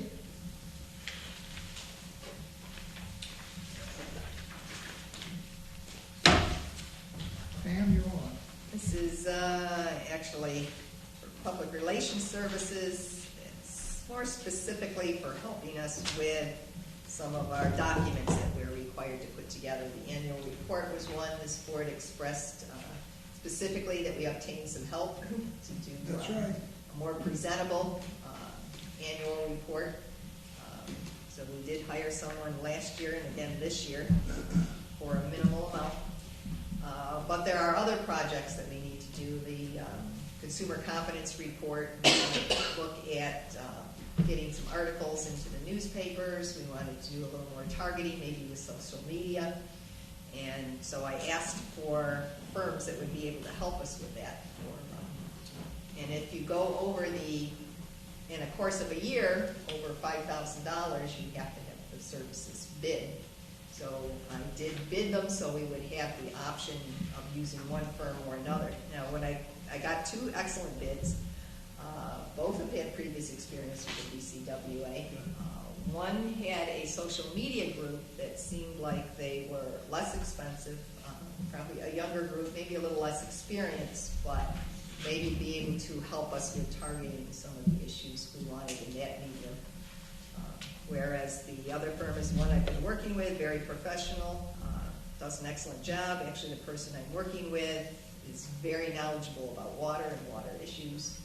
So it's Is that the RD, very helpful. RDW? RDW, yes. Are the Ds related? Yeah. I believe so. By marriage. That might be. Do you have a dollar amount?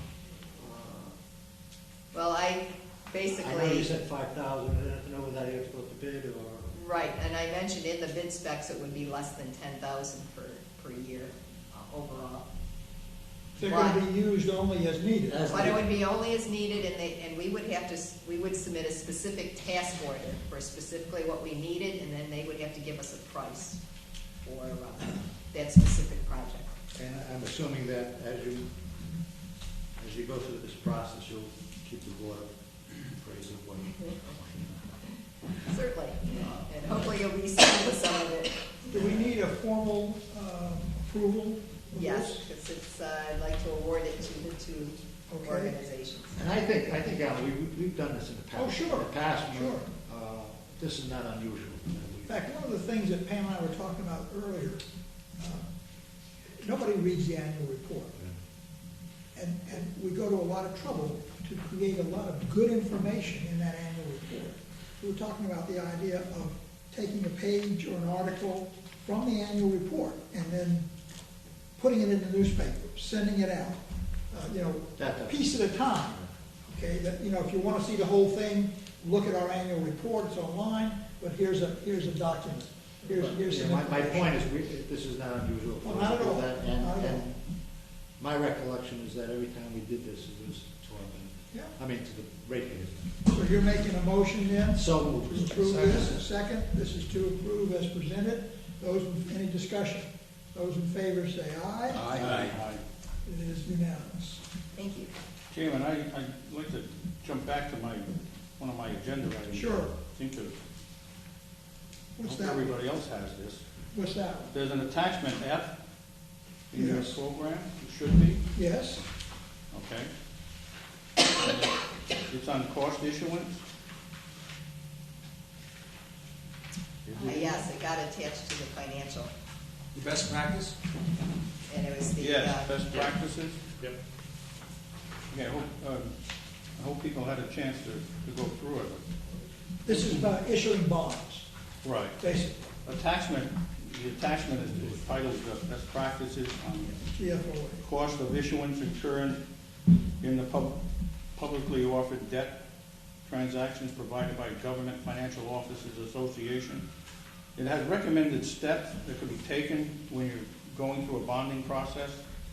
And if you look at pretty much the bottom of that first page where it says recommendation, I'd like to read a few excerpts from it. The Government Financial Officers Association recommends that finance officers be aware of the parties likely and necessary to be involved in the transaction and be prepared to select these parties in a manner that ensures that needed services are obtained at a fair and reasonable cost. Additionally, an issuer should carefully review all invoices and ensure that an expense is not billed to multiple parties. And they go on to list the players that are usually in the issuance of bonds.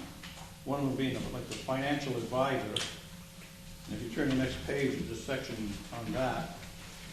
And at the very bottom, it recommends, this is part of the recommendation. It said fees can be paid to financial advisors on an hourly or a fixed fee basis.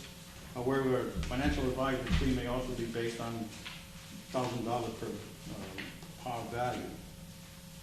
That's one. I believe in the past we used First Southwest as a financial advisor. But that was after a bid process. We went through an examination process. Right, I already requested a estimate on the coming bond. Okay, can I finish first? Okay, I'm an Allen Investment. All right. Again, legal counsel, which is another player in the field, and it recommends like these fees can be assessed based on a flat fee or an hourly billing. And for trustee, even trustee's fee, the selection of a trustee should be done through an RFP process. Now, I'm not sure if we do that, but and one more player being the rating agency. And it states here that rating agency fees quotes can be obtained by the financial advisor or the staff. But it says fees are and should be considered negotiable.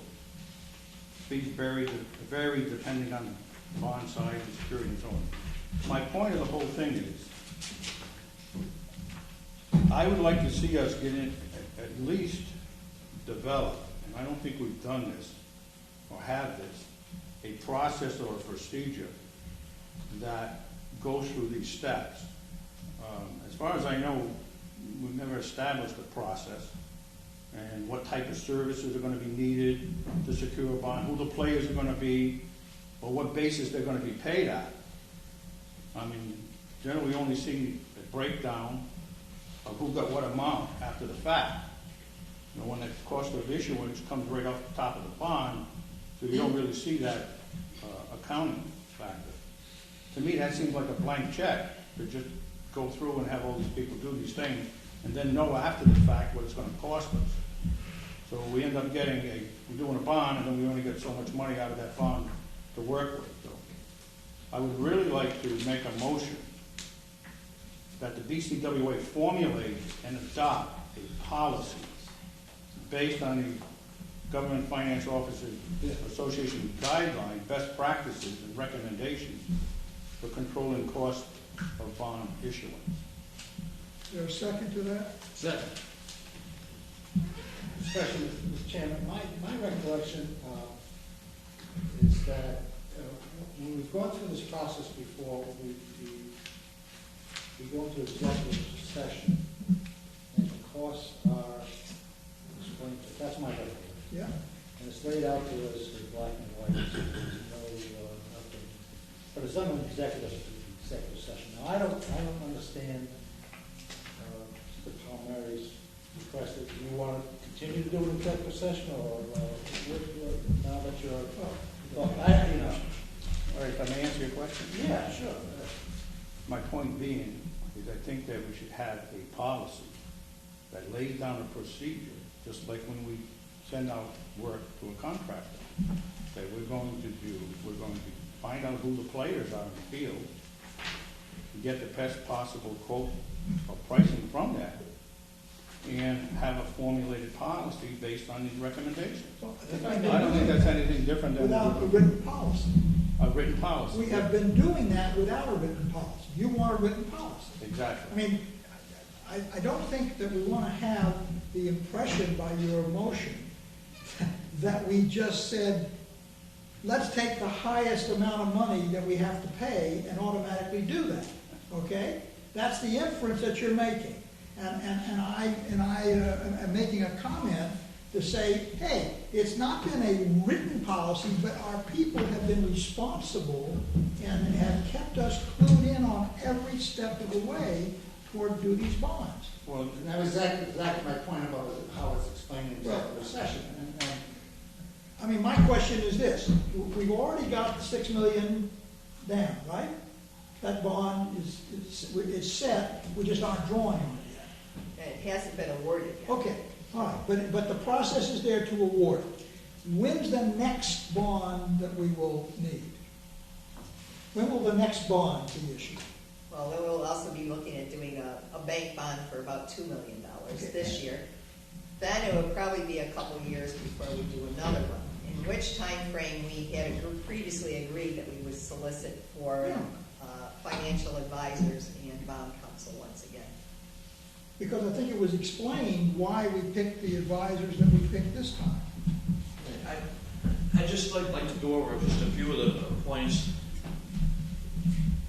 A lot of these things are based on maybe a large city or something that might have a staff. A lot of these things, we rely heavily on our bond advisors to point us in the right direction.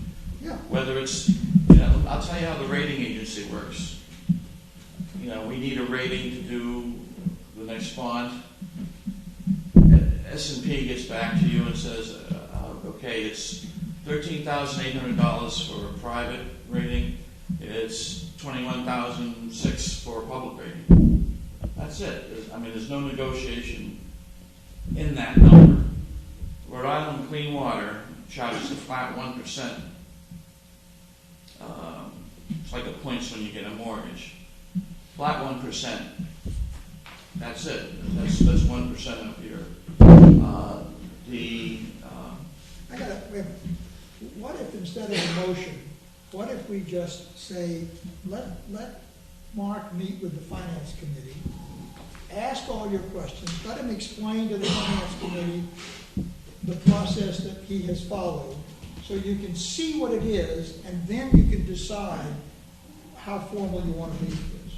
Well, then, let me ask this question. If you have a procedure that you go through, why can't it be formalized? Why can't it be a step-by-step procedure? I'm not asking for anything unusual. I'm just saying that. We've already done that. We haven't done that. We've retained certain Show me people. the policy. We've retained Okay, we certain don't have people a to written- advise us on certain things, and that's the people we go to. We don't have a written policy, that's what he wants, is a written But we policy. still accomplish the same end. You're right, however, my Without a reason, written policy for everything. my reason for saying this, and I think yours, John, is that we're right in the middle of an audit, we're right in the middle of a computer changeover, we're right in the middle of a lot of things. Do we want to start doing this now, which is going to be another chunk onto Mark's plate to deal with right now? That's what I'm asking. Can I make a suggestion? I think that the purpose of a written policy might be that should a question come up on how you award a bond, that we will follow the written policy. I agree with you that giving him extra work right now might not be a good idea with what he's looking at. But I think the finance committee, like you said, could at a convenient time sit down and work out that written policy.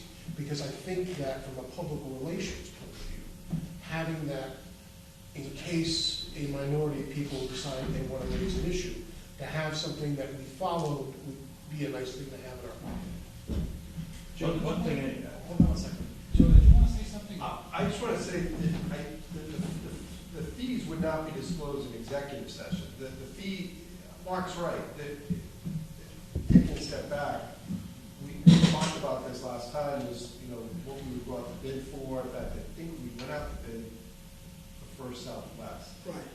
And I didn't for the legal counsel. But there was a reason why we did it. Yes, because Sandy was already familiar with it, and it would, for the timing of the bonding, if I remember correctly, it just made more sense to do that. What we said next time, all that would go out the bond. But I think Mark's point is well taken, is that some of those fees that you're referencing, Ray, wouldn't necessarily be subject to bid, because you're going to get certain fees.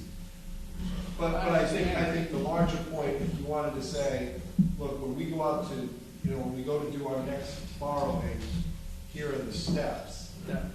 That's what I'm saying. That's probably What I'm something saying finance, is- yeah. What I'm saying is, just as they recommend in here, the staff needs to determine who the players are going to be. Are we going to have a financial advisor? Are we going to have others? And they have to go through a checklist. Say, well, do we need this person or don't we need this? And who is it going to be?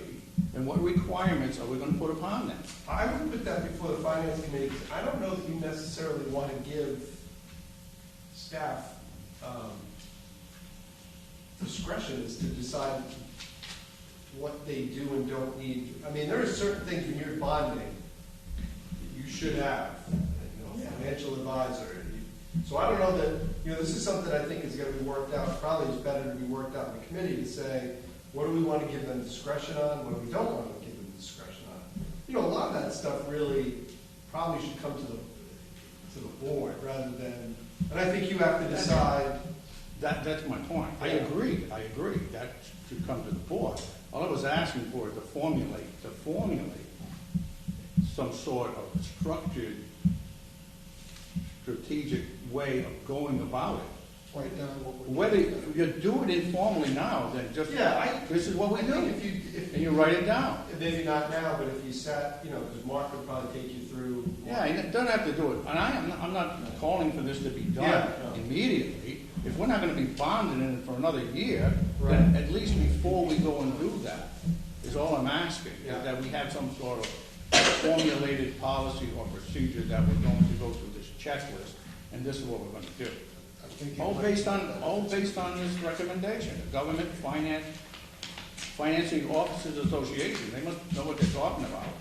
So I just thought it would be a good idea to get in.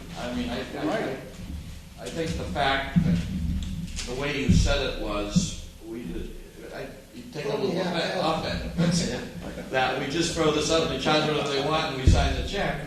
It's not that way. The last bond, the refunding, and I went through everything, and just to give an idea, we did vote for Southwest. We put their faith in there. We voted for Sandy to be our bond attorney. She gave the rate. They do their jobs. I've already asked Sandy for an estimate what the cost of issuance will be on this next $7 million. She broke it down for me, what she expects, and a lot of it's, well, this is the Water Resources Board's attorney, this is what he charges, I expect it to be this. The trustee that's going to handle your account is going to have to be U.S. Bank by virtue of how it was written in Boston. So that there's very little that we have flexibility with. Can't we get a fee basis? How are they going to get paid? Do we ever establish that ahead of time? Are we getting a flat fee? Are they getting an hourly fee? And if they're getting an hourly fee, are they required to account for those hours that they put in? That's all I'm asking. Never account for the hours they put in. If that's your goal, you ain't going to get there. Well, Right. You're not going to get there. Then maybe it is hourly based. But you're not. They don't know what they're up against. All right, they don't know what they're up against until they do it. And that's Put out these recommendations. Right? Put out these recommendations. government, GFOA. Government financial office, like government interference. Government, financial office, these are words of the government. All right. It's got something to We do got a with the motion, we got a motion on the Let's floor. get a motion. Is there further discussion? This is to set up a formal policy for bonding. Everybody ready to vote? All those in favor, raise your hand. 1, 2. Those opposed? Okay. What is the problem? Wait a minute. Don't be so upset. Filling Robert Allio's spot. Finance Committee and asking the Finance Committee at their mutual convenience with Mark I demand a vote. to start to investigate this, to learn what parts we may control and what parts we may not be able to. That makes sense. And do it through committee. Sure. Come up with a- I agree with doing it through a committee is the best way to do it. Okay? Yes, I did. Yes, I did. You're on the committee. I just want to know what kind of poop I just stepped in. Where is You have something on the agenda, Alan, that. Yes, Really? we have the notes in there, Really? the council in Barrington, after a lot of prodding and what have you, ultimately listed the reasons for eliminating the Barrington directors. They're the only ones that have done it so far. Well, that took a lot of work, but there it is, and I just wanted everybody to see it so that you would know what Barrington did. And I know that there were various comments made by the different town councils. We don't have to listen to what the other town council does. We have our own reasons, but that's what Barrington did. So I'm just saying, it's done. There is something there for the three of us. There's nothing, I guess, yet for the rest. And if you could use that material to get your councils to do something. You're favorable to this kind of thing? This is part of the state law So the best way that to they get got rid of office is enacted, to be Trump. that they have the right to do this. If I may, it actually, when they revised the last DCWA Act, it said they shall. So it's required in the law that they develop those formal reasons for dismissing a director. Did it say in the law the reasons, or did they create them No, themselves? they created it. Each council can create their own. Number 5, Brad, is really nice. The one that Well, surprised see, me. the thing that I don't understand is number 5, and I find it extraordinarily bad in the sense that I think we're Careful, we're not appointed. insubordination. You're on television. To be insubordinated. We're appointed by the individual boards, but we are mandated to be directors of an independent agency That's correct. for which we have authority for all of the ratepayers and all of the citizens of the 3 towns and the 3 towns. And we're supposed to act independently with our own, it's an independent authority. I just feel that, I'm wondering whether or not this is just an illegal or unlawful requirement that just chills our ability to make an independent judgment, which we may believe is necessary for the good of the entire authority in 3 towns and the people. Here's an example. The Papa Squash Road project. Now, obviously, the council in Bristol would tell the members, their representatives, to vote that we should finance that totally. It's in their best interest. We said no, because that's not the way that we operate. And we ended up with a compromise there for the difference in whatever. And so to throw off, if they had that rule in place, to throw off the members from Bristol because they didn't all support that. Or alternatively, if the Barrington board said, we don't want you spending money on something in Warren or Bristol, I think it's just an unduly influence on our independent right. So my question is that, what do we do about it? I don't have a problem about coming drunk to the meeting. I want, if I gotta do it, I gotta do it. But in all seriousness, I mean, that to me is just really an undue influence. And the question is are they applying it to all boards and commissions? No. And I gotta tell you, to be frank, and I'll put it on tape because I don't care, they're about to instruct the Committee on Appropriations in Barrington, the Town Council, to spend money that they're asking for after the date that the charter requires it, and there isn't a snowball's chance in heaven that this committee I'm on is going to vote for it.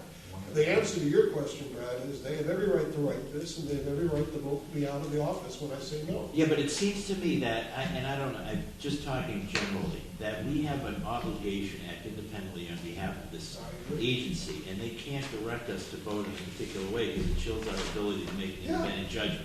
So I'm wondering if it's necessary, and I just throw this out for discussion, whether we could consider a motion that needs 2 things. One, that our legal counsel makes some sort of an opinion that number 5 is unlawful, or alternatively, to submit a question to the appropriate state agency, if there's a state board of ethics, to say that you can't interfere with it. But I would like to, because I feel strongly about it.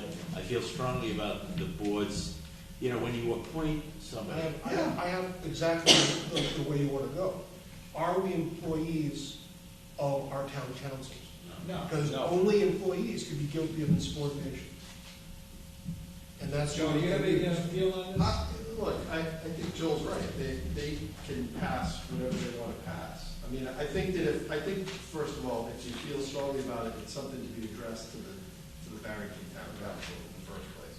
I don't think me writing anything saying that it's I'll be thrilled to. that it's illegal or I think it should be the whole board that lets the Barrington Town Council know that we don't agree. No, I don't think so. Not just the Barrington members. But I think Brad, That's a lot of overreach. It's probably not that much different than what you and I would tell a client. Like the law's there, wait till they try to enforce it. And so, what are they going to do if they tell you to vote no on a project that they don't want, and you don't vote no? Now let them deal with trying to remove you. On a rate increase. They can tell us not to vote on the rate increase. Yeah, rate increase And they do on every any time. building project. And it's the same situation I'm in on appropriations. I'm going to vote my conscience. And in fact, they made a very big deal, and Brad will remember when I got appointed, the Stockholm Syndrome question. And my question was, I said, I'm going to vote my mind. I was very clear on exactly what I intended to do. And I said, nobody is going to. Well, I just find that this particular board, I don't have any problem saying about it, seems to interfere with matters that they're really not supposed to. I mean, they should be concerned with what the people of the town of Barrington elected them to do. And, for instance, the business about removing the ability to appoint a secretary and a treasurer was something they're meddling in their own business. Yeah. And that I can honestly say, that was personal. Right. Because even when Joe got up and said it's gonna cost us money to do so, Mr. DeWitt said, I don't care. So anyway, if you want to write a letter, So- draft something up, I'll look at it. When it's personal, you really, Well, I mean, I'm gonna be there Monday, and I'm gonna say, I looked at this, and there was a consensus, if you like, for a better word, that taking away the free will of a board member is contrary to what you yourselves asked of me when I was appointed. ask them to give you an example. Say, number 5, what would I be in violation of? Tell me what you want me to do. I don't do it, and I'm insubordinate. So we don't And I'm know. insubordinate and worthy of being terminated, because you might as well terminate me now, because God knows, anyone in Barrington knows that I am the most insubordinate SOB you're ever gonna come across. So we don't know if you're gonna be back next week. Well, yeah, you know, the All law right, does anyway, state that the DCWA is an entity in itself, Right, right. so that Right. we do function as a separate entity. Sure we They shouldn't be able to tell you, but, like I said, I guess they can write a rule They can to do say whatever that they if we don't like the way you vote, we're gonna get rid of you. Now, that's pretty structured, but, you know, they could do that even without stating a reason. They could not remove I'm you. not aware. That's not reappointment. Yeah. Okay? That's That's different. not removal. That's That's just not And removal. I'm on 4 committees. I am not aware of any other committee in the town of Barrington where anything like this exists. But I think it's bigger because this is an independent Sure it is. body. Well, as is the Committee on Appropriation. I review No, their but I mean, budget. this is an independent body politic that's not part of the town of Barrington Correct. whatsoever. They have the ability to put members on. And I'm certainly welcome to listen to their advice and their But I comments. think just we're now empowered to act independently on behalf of 3 towns and citizens of 3 You're towns. absolutely right. You're And absolutely make an independent judgment on those decisions and not be chilled to say, you know, I you got can't do it. I got no problem taking the heat on this one, guys. I'd be happy to. I know when this was, the town of Warren's concerned, when they had the subcommittee and they had, I think, part of it. Warren's concern was, how can we remove any person that's been appointed? Not just the director for the water, but what about the planning board and the zoning board and the historical society or whatever? Now, they haven't, as far as I know, they haven't implemented anything yet. Their concern was, we don't have a policy to remove anybody. Well, if it's an ethics violation, in town charter, that takes care of it. Yes. Okay? See, how That's a separate issue. how this came about is when we were discussing this at the Warren Town Council and the subcommittee that was reviewing the legislation, Mr. DeSisto, the town solicitor, said that there is not a formal policy in there, that it doesn't have, there is no process that you can go through to remove someone. You cannot reappoint someone. And that's what he was trying to emphasize to them, that they should really have a document that said, well, you can be removed for these particular reasons. And that's how it got in the legislation. But this here clearly, I mean, that's not a process, that's, Well, anyway, it's there for you to look at. Undoubtedly, the 3 from Barrington will have something to say to our board. Yeah, Article number 8, Article 8, the Pawtucket Piper, we've already talked about all that. Those of you who go to the meetings will do so. Board correspondence was attached. Our next meeting, instead of being in Barrington, the annual meeting, we're going to hold it here. Makes Because sense. we don't have all the little kids to dole out the stuff. We only have the leaders of The the science science fair. fair. So we'll just hold our annual meeting here on the 29th. Good. Do I have a motion to adjourn? Is that a Thursday? It is Yes. on Thursday, though. Thursday. No, I'm busy on the Wednesday. Right. One question. Sure. On the letter that came from Owen, Oh, yes. it was mentioned in there that we have an agreement now with. Well, she answered your question. Right, but has that been announced to the public yet? No, we just signed we haven't signed the contract, we just finalized the contract. So Okay. we will be announcing that, we'll post it on the website and try and get an article in the newspaper. And I know the answer to it, but I'm gonna ask the question anyway, because I was asked by a constituent. We do not profit any part of. No. Just- Not at all. It's totally voluntary to the customer. We've had a lot of customers ask for it, actually. Right. And it's set up have the same system in Pawtucket and Providence. Can we find out what they reduced because we're not taking it? Is there a percentage or a dollar? It's usually around $10 or so per customer, is what I remember, but we never accepted it either in Pawtucket or Providence. Just, that's a piece of information I'd like in my pocket when I get asked. Unfortunately, there are people that are reading it and blaming the water company. Oh, yes, there we And go. I want to have the answer. Yes. Even though it's explained in there that they're not part of us, they still say, damn water company. Well, it will be going out under our shared letterhead with the company, just to say that we bid this, we overseen the requirements that, for the contractor. He is our recommended contractor for this service. And essentially, it's absolutely no cost. We are not receiving any additional funding from the contractor to be able to do this, but it is strictly as a benefit to the customer. May I suggest that, in addition to that, you announce that we have a rate this much less because we are not profiting from it? I know it's ridiculous, but it's what they're gonna wanna. Well, if I'm gonna say an exact number, I'll have to get that from the company. I know you, but I'm saying, make it public relations, make it clear that you're saving this money because of the decision we made. Can I ask a So question? it's actually discounted. Yeah, I know, but that's how they'll leave it. Have you got calls from customer service, people questioning this or complaining about it? No? Oh, good. Not yet, because we haven't really advertised it. Right, no. We had approved it at a board meeting. Well, somebody got it in the mail, so. To the town council and- I have had several calls on this home serve people, because they've been blanketing the area with advertising. Yes. Is there a motion to adjourn? So moved. Second. Those in favor, say aye. Aye. So,